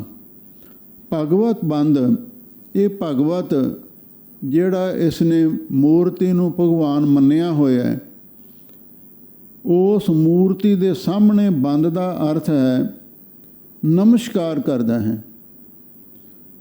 ਇਹ ਜਿਹੜਾ ਪਖੰਡੀ ਬ੍ਰਾਹਮਣ ਹੈ, ਪਖੰਡੀ ਪੰਡਤ ਹੈ, ਲੰਬਾ ਸਮਾਂ ਭਗਵਾਨ ਦੀ ਮੂਰਤੀ ਦੇ ਸਾਹਮਣੇ ਡੰਡੌਤ ਕਰਦਾ ਹੈ, ਮੱਥਾ ਟੇਕਦਾ ਹੈ। ਕਰੂਰ ਦ੍ਰਿਸ਼ ਰਤਾ, ਪਰ ਇਹ ਬੜੀ ਕਰੂਰ ਦ੍ਰਿਸ਼ਟੀ ਦੇ ਵਿੱਚ, ਕ੍ਰੋਧ ਦੇ ਵਿੱਚ ਹਮੇਸ਼ਾ ਲਈ ਰੰਗਿਆ ਰਹਿੰਦਾ ਹੈ। ਨਿਸਬਾਦੰ, ਸਾਰੀ ਰਾਤ ਬਾਦੰ ਦਾ ਅਰਥ ਹੈ ਝਗੜਾ ਹੀ ਕਰਦਾ ਰਹਿੰਦਾ। ਕਦੇ ਕਿਸੇ ਦੇ ਜਾ ਕੇ ਗਲ ਪੈ ਗਿਆ, ਕਦੇ ਕਿਸੇ ਨਾਲ ਜਾ ਕੇ ਵਿਵਾਦ ਸ਼ੁਰੂ ਕਰ ਦਿੱਤਾ। ਸਾਰੀ ਰਾਤ ਝਗੜਾ ਕਰਦਿਆਂ ਇਹਦੀ ਲੰਘਦੀ ਹੈ। ਹੁਣ ਆਰੰਭ ਤੋਂ ਭਗਤ ਬੇਣੀ ਜੀ ਜੋ ਉਹ ਪਖੰਡੀ ਆਦਮੀ ਕਿਰਿਆ ਕਰਮ ਕਰਦਾ ਸੀ ਉਹਦਾ ਨਕਸ਼ਾ ਖਿੱਚਦੇ ਨੇ। ਆਪ ਸੰਗਤਾਂ ਪ੍ਰੇਮ ਦੇ ਨਾਲ ਸਰਵਣ ਕਰੋ। ਤਨ ਚੰਦਨ ਮਸਤਕ ਪਾਤੀ। ਤਨ ਚੰਦਨ, ਇਹ ਆਪਣੇ ਤਨ ਸਰੀਰ ਉਤੇ ਚੰਦਨ ਦਾ ਲੇਪ ਕਰਦਾ ਹੈ ਤੇ ਮਸਤਕ ਪਾਤੀ, ਮੱਥੇ ਉਤੇ ਤੁਲਸੀ ਦੇ ਪੱਤਰੇ ਵੀ ਰੱਖਦਾ ਹੈ। ਤੁਲਸੀ ਨੂੰ ਬ੍ਰਾਹਮਣ ਲੋਕ ਪਵਿੱਤਰ ਮੰਨਦੇ ਨੇ, ਇਸੇ ਲਈ ਭਗਤ ਜੀ ਫਰਮਾਉਂਦੇ ਨੇ ਤਨ ਚੰਦਨ, ਸਰੀਰ ਉਤੇ ਚੰਦਨ ਦਾ ਤਿਲਕ ਲਾਉਂਦਾ ਹੈ। ਜਿਹੜੇ ਵੈਸ਼ਨੂ ਨੇ ਉਹ 12 ਤਿਲਕ ਲਾਉਂਦੇ ਨੇ। ਤਨ ਚੰਦਨ, ਸਰੀਰ 'ਤੇ ਚੰਦਨ ਦੇ ਤਿਲਕ ਲਾਉਂਦਾ ਹੈ ਤੇ ਮੱਥੇ ਉੱਤੇ ਤੁਲਸੀ ਦੇ ਪੱਤਰੇ ਰੱਖਦਾ ਹੈ। ਰਿਦ ਅੰਤਰ ਕਰ ਤਲ ਕਾਤੀ। ਆਪਣੇ ਹਿਰਦੇ ਰੂਪੀ ਕਰ, ਹਿਰਦੇ ਦੇ ਅੰਦਰ ਕਰ ਤਲ ਕਾਤੀ, ਹੱਥ ਦੀ ਤਲੀ ਉੱਤੇ ਕਾਂਤੀ ਦਾ ਅਰਥ ਹੈ ਕੈਂਚੀ ਰੱਖੀ ਹੋਈ ਹੈ, ਜਾਂ ਕਾਂਤ ਛੁਰੀ ਨੂੰ ਵੀ ਕਹਿੰਦੇ ਨੇ। ਛੁਰੀ ਪਕੜੀ ਹੋਈ ਹੈ। ਇਹਦਾ ਮਤਲਬ ਇਹ ਹੈ ਉਤੋਂ ਤਾਂ ਧਾਰਮਿਕ ਭੇਖ ਧਾਰਨ ਕੀਤਾ ਹੋਇਆ ਹੈ ਤੇ ਤੇਰੇ ਹਿਰਦੇ ਵਿੱਚ ਹੱਥ ਦੀ ਤਲੀ ਉੱਤੇ ਕਾਂਤੀ ਦਾ ਅਰਥ ਹੈ ਕੈਂਚੀ ਪਕੜੀ ਹੋਈ ਹੈ। ਇਹਦਾ ਮਤਲਬ ਇਹ ਹੈ ਜਿਹੜੀ ਤੇਰੀ ਸੋਚ ਹੈ ਉਹ ਚੰਗੀ ਨਹੀਂ ਹੈ। ਤੇਰੇ ਮਨ ਦੇ ਵਿੱਚ ਹਿੰਸਾ ਵਾਲੀ ਬਿਰਤੀ ਹੈ। ਤੂੰ ਕਿਸੇ ਅਜਨਬੀ ਨੂੰ ਲੁੱਟਣਾ ਚਾਹੁੰਦਾ, ਸਭ ਕੁਝ ਉਹਦਾ ਖੋਹਣਾ ਚਾਹੁੰਦਾ। ਤੇਰੇ ਅੰਦਰ ਈਰਖਾ ਦੀ, ਦੁਵੇਸ਼ ਦੀ, ਹਿੰਸਾ ਦੀ ਕਾਂਤੀ ਕੈਂਚੀ ਪਕੜੀ ਹੋਈ ਹੈ। ਠੱਗ ਦੇਸਟ ਬੱਗਾ ਲਿਵ ਲਾਗਾ। ਤੇਰੀ ਠੱਗਾਂ ਵਾਲੀ ਦ੍ਰਿਸ਼ਟੀ ਹੈ।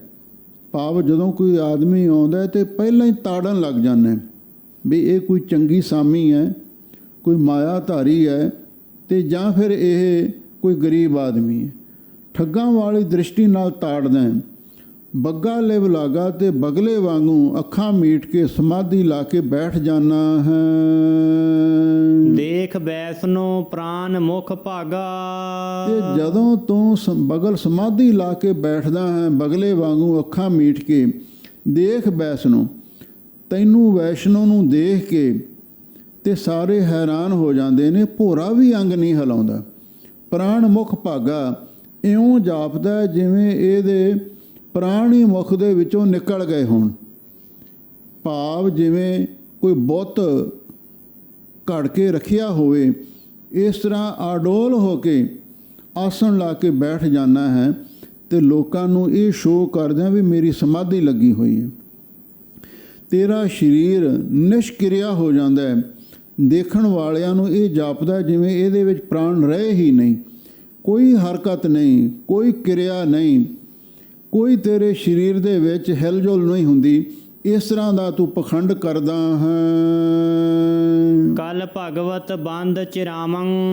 ਫਿਰ ਲੰਬਾ ਸਮਾਂ, ਇਸ ਕਲ ਦਾ ਅਰਥ ਹੈ ਕਲਯੁਗ ਦੇ ਵਿੱਚ, ਇਸ ਸਮੇਂ ਦੇ ਵਿੱਚ ਉਸ ਪੱਥਰ ਦੀ ਮੂਰਤੀ ਨੂੰ ਭਗਵਾਨ ਸਮਝ ਕੇ ਉਹਦੇ ਚਰਨਾਂ ਤੇ ਡੰਡੌਤ ਬੰਦਨਾ ਕਰਦਾ ਹਾਂ। ਕਰੂਰ ਦੇਫਟ ਰਤਾ ਨਿਸਬਾਦੰ। ਤੇ ਬੜੀ ਕਰੂਰ ਦ੍ਰਿਸ਼ਟੀ ਵਿੱਚ ਤੇਰਾ ਮਨ ਰੰਗਿਆ ਹੋਇਆ ਹੈ।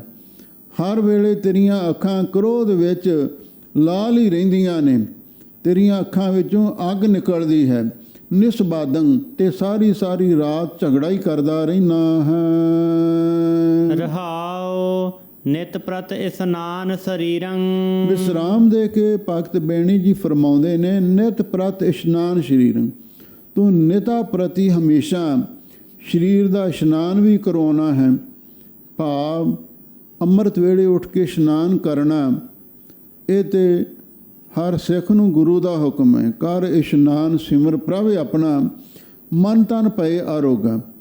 ਦੂਸਰਾ, ਜਦੋਂ ਕੋਈ ਆਪਾਂ ਕਿਰਿਆ ਕਰਦੇ ਹਾਂ, ਆਪਾਂ ਨਿਤਨੇਮ ਕਰਨਾ ਹੈ ਜਾਂ ਗੁਰੂ ਮਹਾਰਾਜ ਦੀ ਹਜ਼ੂਰੀ ਵਿੱਚ ਸੇਵਾ ਕਰਨੀ ਹੈ, ਤੇ ਫਿਰ ਇਸ਼ਨਾਨ ਕਰਨਾ ਚਾਹੀਦਾ ਹੈ। ਤਨ ਦੀ ਪਵਿੱਤਰਤਾ ਰੱਖ ਕੇ ਗੁਰੂ ਦੀ ਸੇਵਾ ਕਰਨੀ, ਇਹ ਵੀ ਪੰਥ ਦੀ ਮਰਜ਼ਾਦਾ ਹੈ। ਤੇ ਕਈ ਲੋਕ ਵਹਿਮਾਂ ਭਰਮਾਂ ਦੇ ਵਿੱਚ ਪਏ ਹੋਏ ਇੱਕ ਵਾਰੀ ਨਹੀਂ, ਦੋ ਵਾਰੀ ਨਹੀਂ, ਬਾਰ-ਬਾਰ ਇਸ਼ਨਾਨ ਕਰਦੇ ਰਹਿੰਦੇ ਨੇ। ਲੋਕ ਭਗਤ ਜੀ ਉਹਨਾਂ ਕਰਮ ਕਾਂਡੀਆਂ ਨੂੰ, ਪਖੰਡੀਆਂ ਨੂੰ ਕਹਿੰਦੇ ਨੇ ਵੀ ਤੂੰ ਹਮੇਸ਼ਾ ਲਈ ਵੀ ਸਰੀਰ ਦਾ ਇਸ਼ਨਾਨ ਵੀ ਕਰਦਾ ਕਰਾਉਣਾ ਹੈ। ਦੋਏ ਧੋਤੀ ਕਰਮ ਮੁਖ ਖੀਰੰ। ਦੋ ਤੂੰ ਧੋਤੀਆਂ ਰੱਖੀਆਂ ਹੋਈਆਂ, ਵੀ ਇੱਕ ਪਾ ਲੈਣਾ ਇਸ਼ਨਾਨ ਕਰਕੇ ਲਾ ਦੇਣਾ, ਦੂਸਰੀ ਪਹਿਨ ਲੈਣਾ ਹੈ। ਤੇ ਕਰਮ, ਇਹ ਸਾਰੇ ਕਰਮ ਕਰਨ ਦੀ ਵਿਧੀ ਅਨੁਸਾਰ ਤੂੰ ਕਰਮ ਕਰਦਾ। ਮੁਖ ਖੀਰੰ, ਤੇ ਮੁਖ ਤੋਂ ਖੀਰੰ ਦਾ ਅਰਥ ਹੈ ਦੁੱਧ ਪੀਣਾ, ਆਪਣੇ ਆਪ ਨੂੰ ਦੁੱਧਾ ਧਾਰੀ ਅਖਵਾਉਣਾ।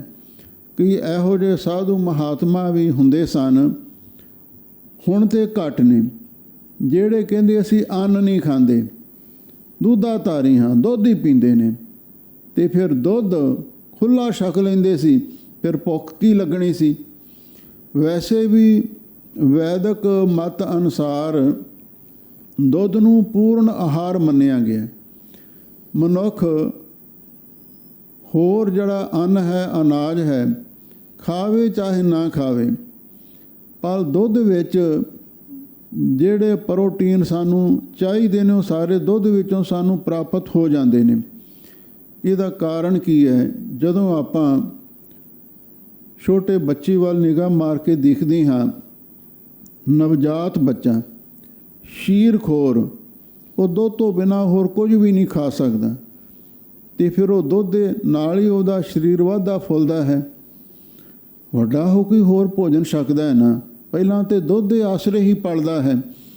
ਇਸ ਲਈ ਦੁੱਧ ਨੂੰ ਪੂਰਨ ਆਹਾਰ ਮੰਨਿਆ। ਲੋਕ ਭਗਤ ਜੀ ਕਹਿੰਦੇ ਨੇ, ਕਈ ਪਖੰਡੀ ਲੋਕ ਇਹ ਕਹਿੰਦੇ ਨੇ ਬਈ ਅਸੀਂ ਜੀ ਅੰਨ ਨਹੀਂ ਖਾਂਦੇ, ਮੁਖ ਖੀਰੰ, ਦੁੱਧਾ ਧਾਰੀ ਬਣ ਜਾਂਦੇ ਹਨ। ਹਿਰਦੈ ਛੁਰੀ ਸੰਧਿਆਨੀ। ਤੇ ਆਪਣੇ ਹਿਰਦੇ ਵਿੱਚ ਛੁਰੀ ਨੂੰ, ਹਿੰਸਾ ਦੀ ਛੁਰੀ ਨੂੰ ਸਿੰਨ ਕੇ ਹਮੇਸ਼ਾ ਲਈ ਆਪਣੀ ਕਮਰ ਦੇ ਵਿੱਚ, ਕਮਰ ਕੱਸੇ ਦੇ ਨਾਲ, ਤੇ ਉਹ ਛੁਰੀ ਨੂੰ ਸਿੰਨ ਕੇ ਰੱਖਦੇ ਨੇ ਵੀ ਕੋਈ ਸ਼ਿਕਾਰ ਆਵੇ ਸਹੀ, ਕੋਈ ਸਾਮੀ ਆਵੇ ਸਹੀ, ਉਹਨੂੰ ਕਿਵੇਂ ਲੁੱਟਣਾ ਹੈ, ਕਿਵੇਂ ਜ਼ਿਬਾ ਕਰਨਾ ਹੈ, ਕਿਵੇਂ ਹਲਾਲ ਕਰਨਾ ਹੈ, ਕਿਵੇਂ ਉਸ ਦਾ ਝਟਕਾ ਕਰਨਾ ਹੈ। ਬਸ ਉਸ ਪਾਸੇ ਤੇਰਾ ਧਿਆਨ ਲੱਗਿਆ ਰਹਿੰਦਾ ਹੈ। ਪਰ ਦਰਬ ਹਿਰਨ ਕੀ ਬਾਨੀ। ਉਹ ਕਿਹੜੀ ਛੁਰੀ ਸਿੰਨੀ ਹੁੰਦੀ ਹੈ? ਪਰਾਇਆ ਧਨ ਚਰਾਉਣ ਦੇ ਵਾਸਤੇ ਕਿਹੜੀ ਤਰਕੀਬ ਬਣਾਉਣੀ ਹੈ, ਤੇ ਕਿਹੋ ਜੀ ਗੱਲ ਕਰਨੀ, ਬਾਣੀ ਤੋਂ ਭਾਵ ਗੱਲ। ਪਰ ਦਰਬ ਹਿਰਨ ਕੀ ਬਾਨੀ, ਪਰਾਇਆ ਧਨ ਚਰਾਉਣ ਦੇ ਲਈ ਇਹੋ ਜੀ ਗੱਲਬਾਤ ਕਰਨੀ ਹੈ, ਤੇ ਅਗਲੇ ਦੀ ਜੇਬ ਦੇ ਵਿੱਚੋਂ ਸਾਰਾ ਹੀ ਧਨ ਕਢਵਾ ਲੈਣੇ। ਇਹ ਜਿਹੜੀ ਗੱਲ ਭਗਤ ਬੇਣੀ ਜੀ ਕਹਿ ਰਹੇ ਨੇ, ਇਹ 16 ਆਨੇ ਸੱਚ ਹੈ ਵੀ ਬਹੁਤ ਸਾਰੇ ਜਿਹੜੇ ਆਪਣੇ ਆਪ ਨੂੰ ਸੰਤ ਮਹਾਤਮਾ ਬਾਬੇ ਅਖਵਾਉਂਦੇ ਨੇ, ਜਦੋਂ ਕੋਈ ਉਹਨਾਂ ਦੇ ਪਾਸ ਸਾਮੀ ਆ ਜਾਂਦੀ ਹੈ, ਫਿਰ ਉਹਨਾਂ ਦੇ ਅੰਦਰ ਉਹ ਹਿੰਸਾ ਦੀ ਛੁਰੀ, ਇਹਦੇ ਕੋਲੋਂ ਤਾਨ ਮਾਇਆ ਕਿਵੇਂ ਆਪਾਂ ਕਢਾਉਣੀ ਹੈ, ਫਿਰ ਉਹ ਗੱਲਾਂ ਬਾਤਾਂ ਦੇ ਨਾਲ ਉਹ ਛੁਰੀ ਚਲਾਉਂਦੇ ਨੇ। ਇਹੋ ਜਿਹੀਆਂ ਗੱਲਾਂ ਕਰਦੇ ਨੇ ਅਤੇ ਫਿਰ ਉਹਦਾ ਸਾਰਾ ਧਨ ਖੋਹ ਲੈਂਦੇ ਨੇ। ਬਹੁਤ ਸਾਰੀਆਂ ਇਹੋ ਜਿਹੀਆਂ ਘਟਨਾਵਾਂ ਸੁਣਨ ਵਿੱਚ ਆਉਂਦੀਆਂ ਨੇ। ਲੋਕ ਦੁਖੀ ਤਾਂ ਸਾਰੇ ਹੁੰਦੇ ਨੇ, ਕੋਈ ਨਾ ਕੋਈ ਦੁੱਖ ਤਕਲੀਫ ਹਰ ਇੱਕ ਨੂੰ ਹੈ। ਨਾਨਕ ਦੁਖੀਆ ਸਭ ਸੰਸਾਰ, ਦੁਖੀ ਹੋਈ ਦੁਨੀਆ ਸੰਤਾਂ ਮਹਾਤਮਾ ਕੋਲ ਜਾਂਦੇ ਨੇ। ਜਿਹੜੇ ਤਾਂ ਧਰਮੀ ਨੇ ਉਹ ਤਾਂ ਫਿਰ ਕਹਿੰਦੇ ਨੇ, ਭਾਈ ਤੁਸੀਂ ਬਾਣੀ ਪੜ੍ਹੋ, ਗੁਰੂ 'ਤੇ ਭਰੋਸਾ ਰੱਖੋ, ਸੇਵਾ ਕਰੋ, ਨਾਮ ਜਪੋ, ਅੰਮ੍ਰਿਤ ਨਹੀਂ ਛਕਿਆ ਅੰਮ੍ਰਿਤ ਛਕੋ, ਇਹ ਸਿੱਖਿਆ ਦਿੰਦੇ ਨੇ। ਅਤੇ ਜਿਹੜੇ ਪਖੰਡੀ ਲੋਕ ਨੇ ਫਿਰ ਉਹਨਾਂ ਨੂੰ ਕਹਿੰਦੇ ਨੇ, ਤੁਹਾਡੇ 'ਤੇ ਤਾਂ ਬਹੁਤ ਤਕੜਾ ਗ੍ਰਹਿ ਆਇਆ ਹੋਇਆ, ਵੀ ਇਹ ਤੋਂ ਤੁਹਾਡਾ ਖਹਿੜਾ ਛੁੱਟਣਾ ਬਹੁਤ ਮੁਸ਼ਕਿਲ ਹੈ। ਪਹਿਲਾਂ ਚੰਗੀ ਤਰ੍ਹਾਂ ਡਰਾਉਂਦੇ ਨੇ। ਡਰਾਉਣ ਤੋਂ ਬਾਅਦ ਫਿਰ ਜਦੋਂ ਅਗਲਾ ਭੈ ਭੀਤ ਹੋ ਜਾਂਦਾ ਹੈ, ਫਿਰ ਉਹ ਉਹਨਾਂ ਮੂਹਰੇ ਹੱਥ ਬੰਨ੍ਹਦਾ ਵੀ ਮਹਾਂਪੁਰਖੋ ਤੁਸੀਂ ਸਾਡੇ 'ਤੇ ਕਿਰਪਾ ਕਰੋ। ਫਿਰ ਉਹਨੂੰ ਵਿਧੀ ਦੱਸਦੇ ਨੇ, ਪਰ ਦਰਬ ਹਿਰਨ ਕੀ ਬਾਨੀ। ਫਿਰ ਇਹੋ ਜਿਹੀਆਂ ਗੱਲਾਂ ਕਰਨਗੇ ਬਈ ਤੁਸੀਂ ਜੀ ਸੇਵਾ ਕਰੋ, ਤੁਸੀਂ ਸਹਿਜ ਪਾਠ ਕਰਵਾਓ, ਜੇ ਕੋਈ ਚੰਗੀ ਸਾਮੀ ਆ ਜਾਂਦੀ ਕਹਿੰਦੇ ਅਖੰਡ ਪਾਠ ਕਰਾਓ, ਜੇ ਕੋਈ ਹੋਰ ਵੱਡੀ ਸਾਮੀ ਆ ਜਾਂਦੀ ਕਹਿੰਦੇ ਸੰਪਟ ਪਾਠ ਕਰਾ ਲਵੋ।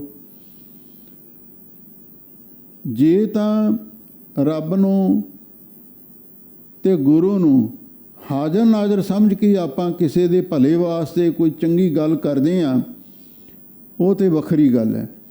ਪਰ ਜੇ ਸਾਡੇ ਮਨ ਦੇ ਵਿੱਚ ਕਿਸੇ ਦਾ ਧਨ ਲੈਣ ਦੀ ਇੱਛਾ ਹੈ, ਫਿਰ ਇਹ ਪਖੰਡੀ ਹੈ, ਫਿਰ ਇਹ ਪਾਪ ਹੀ ਹੈ। ਪਰ ਦਰਬ ਹਿਰਨ ਕੀ ਬਾਨੀ, ਪਰਾਇਆ ਧਨ ਚੁਰਾਉਣ ਦੇ ਲਈ ਫਿਰ ਉਹੋ ਜਿਹੀਆਂ ਗੱਲਾਂ ਅਸੀਂ ਸ਼ੁਰੂ ਕਰ ਦਿੰਦੇ ਹਾਂ। ਅਤੇ ਫਿਰ ਭੇਟਾ ਵੀ ਇੰਨੀ ਮੰਗਣੀ ਹੈ ਵੀ 1.25 ਲੱਖ ਰੁਪਇਆ ਭੇਟਾ ਦਾ ਮੰਗ ਲੈਂਦੇ ਨੇ। ਫਿਰ ਸਾਡੇ ਹੋਰ ਸੇਵਾਵਾਂ ਚੱਲਦੀਆਂ ਨੇ, ਉਹਨਾਂ ਵਾਸਤੇ ਵੀ ਦਿਓ ਜੀ। ਇਹ ਆ ਪਖੰਡੀਆਂ ਦਾ ਕੰਮ। ਜਿਹੜੇ ਪੂਰਨ ਮਹਾਂਪੁਰਖ ਹੁੰਦੇ ਨੇ ਉਹ ਭਾਈ ਨਿਰਮਾਣ ਅਤੇ ਨਿਸਕਾਮ ਹੁੰਦੇ ਨੇ। ਨਾ ਉਹਨਾਂ ਦੇ ਵਿੱਚ ਮਨ ਵਿੱਚ ਹੰਕਾਰ ਹੁੰਦਾ ਅਤੇ ਨਾ ਹੀ ਕੋਈ ਮਾਇਆ ਦੀ ਭੁੱਖ ਹੁੰਦੀ ਹੈ। ਜੇ ਕੋਈ ਮਾਇਆਧਾਰੀ ਉਹਨਾਂ ਦੇ ਕੋਲ ਆਉਂਦਾ ਵੀ ਹੈ, ਮਾਇਆ ਲੈ ਕੇ ਵੀ ਆਉਂਦਾ ਹੈ, ਉਹ ਕਹਿੰਦੇ ਨੇ ਭਾਈ ਦਰਬਾਰ ਸਾਹਿਬ ਜਾ ਕੇ ਉੱਥੇ ਸੇਵਾ ਕਰ ਦਿਓ। ਹੋਰ ਕਿਸੇ ਇਤਿਹਾਸਕ ਸਥਾਨ 'ਤੇ ਸੇਵਾ ਚੱਲਦੀ ਹੈ, ਉੱਥੇ ਜਾ ਕੇ ਸੇਵਾ ਕਰ ਦਿਓ। ਉਹ ਆਪ ਨਹੀਂ ਲੈਂਦੇ, ਆਪਣੇ ਸਿਰ 'ਤੇ ਭਾਰ ਨਹੀਂ ਲੈਂਦੇ। ਜਿਹੜੇ ਅਸਲੀ ਮਹਾਂਪੁਰਖ ਨੇ, ਜਿਹੜੇ ਪਖੰਡੀ ਨੇ, ਉਹ ਕਹਿੰਦੇ ਆਵੇ ਤਾਂ ਸਹੀ ਕੋਈ, ਫਿਰ ਉਹਨੂੰ ਸੁੱਕਾ ਜਾਣ ਨਹੀਂ ਦੇਣਾ। ਇਹੀ ਤਾਂ ਫਰਕ ਹੈ। ਹਿਰਦਾ ਛੁਰੀ ਸੰਧਿਆਨੀ ਪਖੰਡੀਆਂ ਨੇ ਆਪਣੇ ਹਿਰਦੇ ਵਿੱਚ ਹਿੰਸਾ ਦੀ ਛੁਰੀ ਸਿੰਨੀ ਹੁੰਦੀ ਹੈ। ਜਦੋਂ ਕੋਈ ਸਾਮੀ ਆਉਂਦੀ ਆ ਪਰਾਇਆ ਧਨ ਚੁਰਾਉਣ ਦੇ ਵਾਸਤੇ, ਇਹੋ ਜਿਹੀ ਬਾਣੀ ਗੱਲ ਕਰਦੇ ਨੇ ਅਤੇ ਅਗਲੇ ਦਾ ਸਾਰਾ ਧਨ ਚੁਰਾ ਲੈਂਦੇ ਹਨ। ਸਿਲ ਪੂਜਸ ਚੱਕਰ ਗਣੇਸ਼ੰ। ਲੋ ਭਗਤ ਜੀ ਕਹਿੰਦੇ ਨੇ, ਸਿਲ ਪੂਜਸ ਤੋਂ ਸਿਲ ਪੱਥਰ ਦੇ ਸਿਲਾ ਨੂੰ ਪੂਜਦਾ ਹੈ, ਸ਼ਿਵਲਿੰਗ ਦੀ ਪੂਜਾ ਕਰਦਾ ਹੈ, ਮੂਰਤੀਆਂ ਦੀ ਪੂਜਾ ਕਰਦਾ ਹੈ, ਅਤੇ ਚੱਕਰ ਗਣੇਸ਼ੰ, ਅਤੇ ਗਣੇਸ਼ ਦਾ ਚੱਕਰ ਵੀ ਪੂਰਦਾ। ਗਣੇਸ਼ ਦਾ ਚੌਂਕ ਪੂਰਨਾ, ਗਣੇਸ਼ ਦੀ ਮੂਰਤੀ ਦੇ ਸਾਹਮਣੇ ਜਾ ਕੇ ਸੰਧੂਰ ਲੈ ਕੇ ਉਹਦੇ ਨਾਲ ਉਹ ਚੌਂਕ ਜਿਹਾ ਬਣਾਉਂਦੇ ਨੇ। ਉਹ ਵੀ ਇੱਕ ਤਰ੍ਹਾਂ ਦੀ ਪੂਜਾ ਹੀ ਮੰਨੀ ਜਾਂਦੀ ਹੈ। ਤੂੰ ਗਣੇਸ਼ ਦਾ ਚੌਂਕ ਵੀ ਪੂਰਦਾ ਹੈ। ਨਿਸ ਜਾਸ ਜਾਗਸ ਭਗਤ ਪ੍ਰਵੇਸ਼ੰ। ਨਿਸ ਜਾਗਸ, ਫਿਰ ਸਾਰੀ ਸਾਰੀ ਰਾਤ ਜਾਗਦਾ ਰਹਿਣਾ ਅਤੇ ਕਹਿਣਾ ਕੀ ਆ ਭਗਤ ਪ੍ਰਵੇਸ਼ੰ, ਅਸੀਂ ਭਗਤੀ ਵਿੱਚ ਪ੍ਰਵੇਸ਼ ਕਰਦੇ ਹਾਂ। ਇੱਥੇ ਰਾਤ ਨੂੰ ਜਾਗਣ ਤੋਂ ਭਾਵ ਇਹ ਹੈ ਵੀ ਕਈ ਜਿਹੜੇ ਰਾਸ ਧਾਰੀਏ ਲੋਕ ਨੇ ਉਹ ਰਾਤ ਦੇ ਸਮੇਂ ਰਾਸ ਪਾਉਂਦੇ ਨੇ। ਜਿਵੇਂ ਕ੍ਰਿਸ਼ਨ ਜੀ ਰਾਸ ਪਾਉਂਦੇ ਸਨ, ਉਹਨਾਂ ਦੀਆਂ ਨਕਲਾਂ ਕਰਦੇ ਨੇ। ਕਈ ਰਾਮਲੀਲਾ ਵੀ ਖੇਡਦੇ ਨੇ। ਸਾਰੀ ਸਾਰੀ ਰਾਤ ਜਾਗਦੇ ਨੇ, ਕਹਿੰਦੇ ਅਸੀਂ ਭਗਤੀ ਵਿੱਚ ਪ੍ਰਵੇਸ਼ ਕਰਦੇ ਹਾਂ। ਪਗ ਨਾਚਸ ਚਿਤ ਅਕਰਮੰ। ਫਿਰ ਉਹ ਰਾਤ ਕਾਦੇ ਸਾਂਗ ਬਣਾ ਕੇ ਰਾਧਾ ਕ੍ਰਿਸ਼ਨ ਦੇ ਸਾਂਗ ਬਣਾ ਕੇ ਪੱਗ ਨਾਚਸ ਪੈਰਾਂ ਦੇ ਨਾਲ ਨੱਚਦੇ ਨੇ ਤੇ ਚਿੱਤ ਅਕਰਮ, ਚਿੱਤ ਉਹਨਾਂ ਦਾ ਖੋਟੇ ਪਾਸੇ ਲੱਗਿਆ ਹੁੰਦਾ। ਖੋਟੇ ਕੰਮਾਂ ਦੇ ਵਿੱਚ ਭਾਵ ਬੜੀਆਂ ਅਸ਼ਲੀਲ ਹਰਕਤਾਂ ਕਰਦੇ ਨੇ। ਕਾਮ ਉਕਸਾਊ ਕਈ ਤਰ੍ਹਾਂ ਦੇ ਇਸ ਤਰ੍ਹਾਂ ਦੇ ਇਸ਼ਾਰੇ ਕਰਦੇ ਨੇ। ਜਦੋਂ ਖਾਸ ਕਰਕੇ ਰਾਸ ਲੀਲਾ ਤੇ ਰਾਮ ਲੀਲਾ ਦਾ ਜਦੋਂ ਦੌਰ ਚੱਲਦਾ ਹੈ, ਉਸ ਵੇਲੇ ਕਈ ਜਿਹੜੇ ਪਖੰਡੀ ਆਦਮੀ ਨੇ ਉਹ ਨਕਲੀ ਸਾਂਗ ਬਣਾ ਕੇ ਨਾਲੇ ਤਾਂ ਨੱਚਦੇ ਨੇ ਤੇ ਨਾਲੇ ਪਾਪ ਦੇ ਕਰਮ ਭਾਵ ਕਾਮ ਉਕਸਾਊ ਭੈੜੀਆਂ ਗੱਲਾਂ ਇਸ਼ਾਰੇ ਕਰਦੇ ਹਨ। ਇਹ ਲੰਪਟ ਨਾਚ ਅਧਰਮੰ। ਲੋ ਭਗਤ ਜੀ ਕਹਿੰਦੇ ਨੇ ਇਹ ਧਰਮੰ ਪਾਪੀ ਬੰਦਿਓ, ਇਹੋ ਜਿਹਾ ਜਿਹੜਾ ਤੁਸੀਂ ਨਾਚ ਕਰਦੇ ਹੋ, ਨਿਰਤ ਕਰਦੇ ਹੋ, ਲੰਪਟ, ਇਹ ਵਿਸ਼ਿਆਂ ਦੇ ਵਿੱਚ ਲਬੇੜਨ ਵਾਸਤੇ ਕਾਫੀ ਹੈ। ਭਾਵ ਤੁਸੀਂ ਉਹੋ ਜਿਹੀਆਂ ਹਰਕਤਾਂ ਕਰਦੇ ਹੋ ਰਾਧਾ ਕ੍ਰਿਸ਼ਨ ਦੇ ਸਾਂਗ ਬਣਾ ਕੇ ਤੇ ਜਿਨ੍ਹਾਂ ਦੇ ਨਾਲ ਤੁਹਾਡੇ ਮਨ ਦੇ ਵਿੱਚ ਵਿਸ਼ੇ ਵਾਸ਼ਨਾ ਵਧੇਰੇ ਪ੍ਰਗਟ ਹੁੰਦੀ ਹੈ।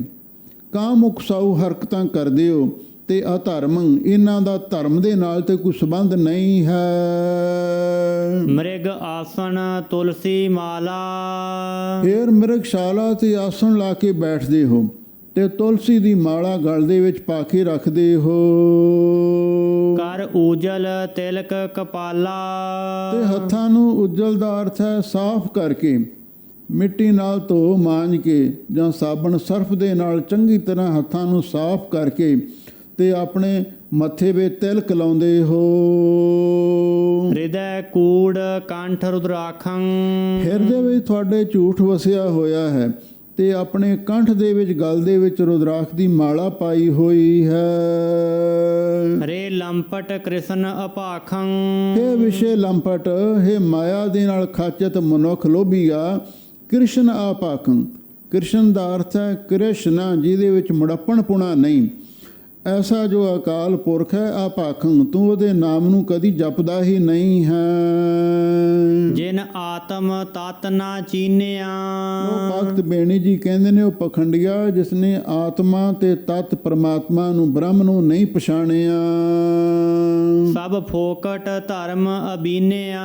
ਅਬੀਨਿਆ ਦਾ ਅਰਥ ਹੈ ਅੰਨਿਆ, ਵੀ ਜਿੰਨੇ ਸਾਰੇ ਤੂੰ ਕਰਮ ਕਰ ਰਿਹਾ ਹੈ ਸਾਰੇ ਫੋਕਟ ਕਰਮ ਨੇ, ਇਹ ਪਾਣੀ ਰਿੜਕਣ ਵਾਂਗ ਨੇ। ਇਹਨਾਂ ਦੇ ਨਾਲ ਤੈਨੂੰ ਮੁਕਤੀ ਦਾ ਮੱਖਣ ਨਹੀਂ ਪ੍ਰਾਪਤ ਹੋ ਸਕਦਾ। ਕਹੋ ਬੇਣੀ ਗੁਰਮੁਖ ਧਿਆਵੈ। ਲੋ ਭਗਤ ਬੇਣੀ ਜੀ ਕਹਿੰਦੇ ਨੇ ਪਖੰਡੀਆ ਜਿਹੜਾ ਮਨੁੱਖ ਗੁਰਮੁਖ ਧਿਆਵੈ, ਗੁਰੂ ਦਾ ਆਗਿਆਕਾਰੀ ਹੋ ਕੇ ਤੇ ਗੁਰੂ ਦੇ ਅਨੁਸਾਰ ਗੁਰੂ ਵਾਲਾ ਹੋ ਕੇ ਵਾਹਿਗੁਰੂ ਨੂੰ ਧਿਆਉਂਦਾ, ਉਹਦਾ ਸਿਮਰਨ ਕਰਦਾ ਹੈ। ਬਿਨ ਸਤਿਗੁਰ ਬਾਟ ਨਾ ਪਾਵੈ। ਉਹਦਾ ਜੀਵਨ ਸਫਲ ਹੁੰਦਾ ਹੈ। ਇਹ ਗੱਲ ਯਾਦ ਰੱਖੋ, ਬਿਨਾਂ ਸੱਚੇ ਗੁਰੂ ਤੋਂ ਬਾਟ ਨਾ ਪਾਵੈ, ਕੋਈ ਪਰਮੇਸ਼ਰ ਦੀ ਪ੍ਰਾਪਤੀ ਦਾ ਰਸਤਾ ਨਹੀਂ ਪ੍ਰਾਪਤ ਕਰ ਸਕਦਾ। ਵਾਹਿਗੁਰੂ ਪਰਮੇਸ਼ਰ ਨੂੰ ਮਿਲਣ ਦਾ ਰਸਤਾ ਪੂਰੇ ਗੁਰੂ ਤੋਂ ਹੀ ਲੱਭਦਾ ਹੈ। ਇਸੇ ਲਈ ਸਾਨੂੰ ਪੂਰੇ ਗੁਰੂ ਦੀ ਸ਼ਰਨ ਵਿੱਚ ਜਾਣਾ ਪਵੇਗਾ। ਜੈਸਾ ਸਤਿਗੁਰ ਸੁਣੀਂਦਾ ਤੈਸੋ ਹੀ ਮੈਂ ਡੀਠ, ਵਿਛੜਿਆ ਮੇਲੇ ਪ੍ਰਭੂ ਹਰ ਦਰਗਹ ਕਾ ਬਾਸੀਠ। ਸਤਿਗੁਰੂ ਦਰਗਾਹੀ ਬਸੀਠ ਨੇ, ਹਰ ਨਾਮੋ ਮੰਤਰ ਦਰੜਾਏਂਦਾ, ਕੱਟੇ ਹਉਮੈ ਰੋਗ। ਨਾਨਕ ਸਤਿਗੁਰ ਤਿਨਾ ਮਿਲਾਇਆ, ਜਿਨ੍ਹਾਂ ਤੁਰੇ ਪਿਆ ਸੰਜੋਗ। ਬਿਨ ਸਤਿਗੁਰ ਬਾਟ ਨਾ ਪਾਵੇ, ਭੂਲੇ ਮਾਰਗ ਜਿਨਹਿ ਬਤਾਇਆ, ਐਸਾ ਗੁਰ ਵਡਭਾਗੀ ਪਾਇਆ। ਮਾਰਿਆ ਸਿੱਕਾ ਜਗਤ ਵਿੱਚ, ਨਾਨਕ ਨਿਰਮਲ ਪੰਥ ਚਲਾਇਆ। ਬਈ ਗੁਰੂ ਮਹਾਰਾਜ ਸੱਚੇ ਪਾਤਸ਼ਾਹ ਨੇ ਵਾਹਿਗੁਰੂ ਨੂੰ ਮਿਲਣ ਦਾ ਗੁਰਮੁਖ ਗਾਡੀ ਰਾਹ ਸਾਨੂੰ ਬਖਸ਼ਿਸ਼ ਕੀਤਾ ਹੈ ਤੇ ਸਾਨੂੰ ਉਸ ਰਸਤੇ 'ਤੇ ਪਾਈ ਚੱਲਣਾ ਚਾਹੀਦਾ ਹੈ। ਉਹਦੇ ਨਾਲ ਹੀ ਸਾਨੂੰ ਵਾਹਿਗੁਰੂ ਦੀ ਪ੍ਰਾਪਤੀ ਹੋਣੀ ਹੈ। ਹੁਣ ਇੱਥੇ ਭਗਤ ਬੇਣੀ ਜੀ ਦਾ ਸ਼ਬਦ ਸੰਪੂਰਨ ਹੋਇਆ ਹੈ ਤੇ ਨਾਲ ਹੀ ਪ੍ਰਭਾਤੀ ਰਾਗ ਵੀ ਇੱਥੇ ਸੰਪੂਰਨ ਹੋਇਆ ਹੈ। ਅਕਾਲ ਪੁਰਖ ਸਤਿਗੁਰੂ ਸਾਹਿਬਾਨ ਨੇ ਅਪਾਰ ਬਖਸ਼ਿਸ਼ ਕੀਤੀ ਹੈ। ਪ੍ਰਭਾਤੀ ਰਾਗ ਇੱਥੇ ਸੰਪੂਰਨ ਹੋਇਆ ਹੈ। ਜੋ ਕਥਾ ਵਿਚਾਰ ਆਪ ਸੰਗਤਾਂ ਨੇ ਸਰਵਣ ਕੀਤੀ ਹੈ, ਇਹਨੂੰ ਆਪਾਂ ਆਪਣੇ ਜੀਵਨ ਵਿੱਚ ਵਸਾਉਣਾ ਹੈ। ਇਹਦੇ ਨਾਲ ਹੀ ਸਾਡੇ ਜੀਵਨ ਦੀ ਸਫਲਤਾ ਹੋਣੀ ਹੈ। ਹੋਈਆਂ ਭੁੱਲਾਂ ਚੁੱਕਾਂ ਲਈ ਖਿਮਾ ਕਰਨਾ। ਕਹੋ ਬੇਣੀ ਗੁਰਮੁਖ ਧਿਆਵੈ, ਬਿਨ ਸਤਿਗੁਰ ਬਾਟ ਨਾ ਪਾਵੈ। ਵਾਹਿਗੁਰੂ ਜੀ ਕਾ ਖਾਲਸਾ, ਵਾਹਿਗੁਰੂ ਜੀ ਕੀ ਫਤਿਹ।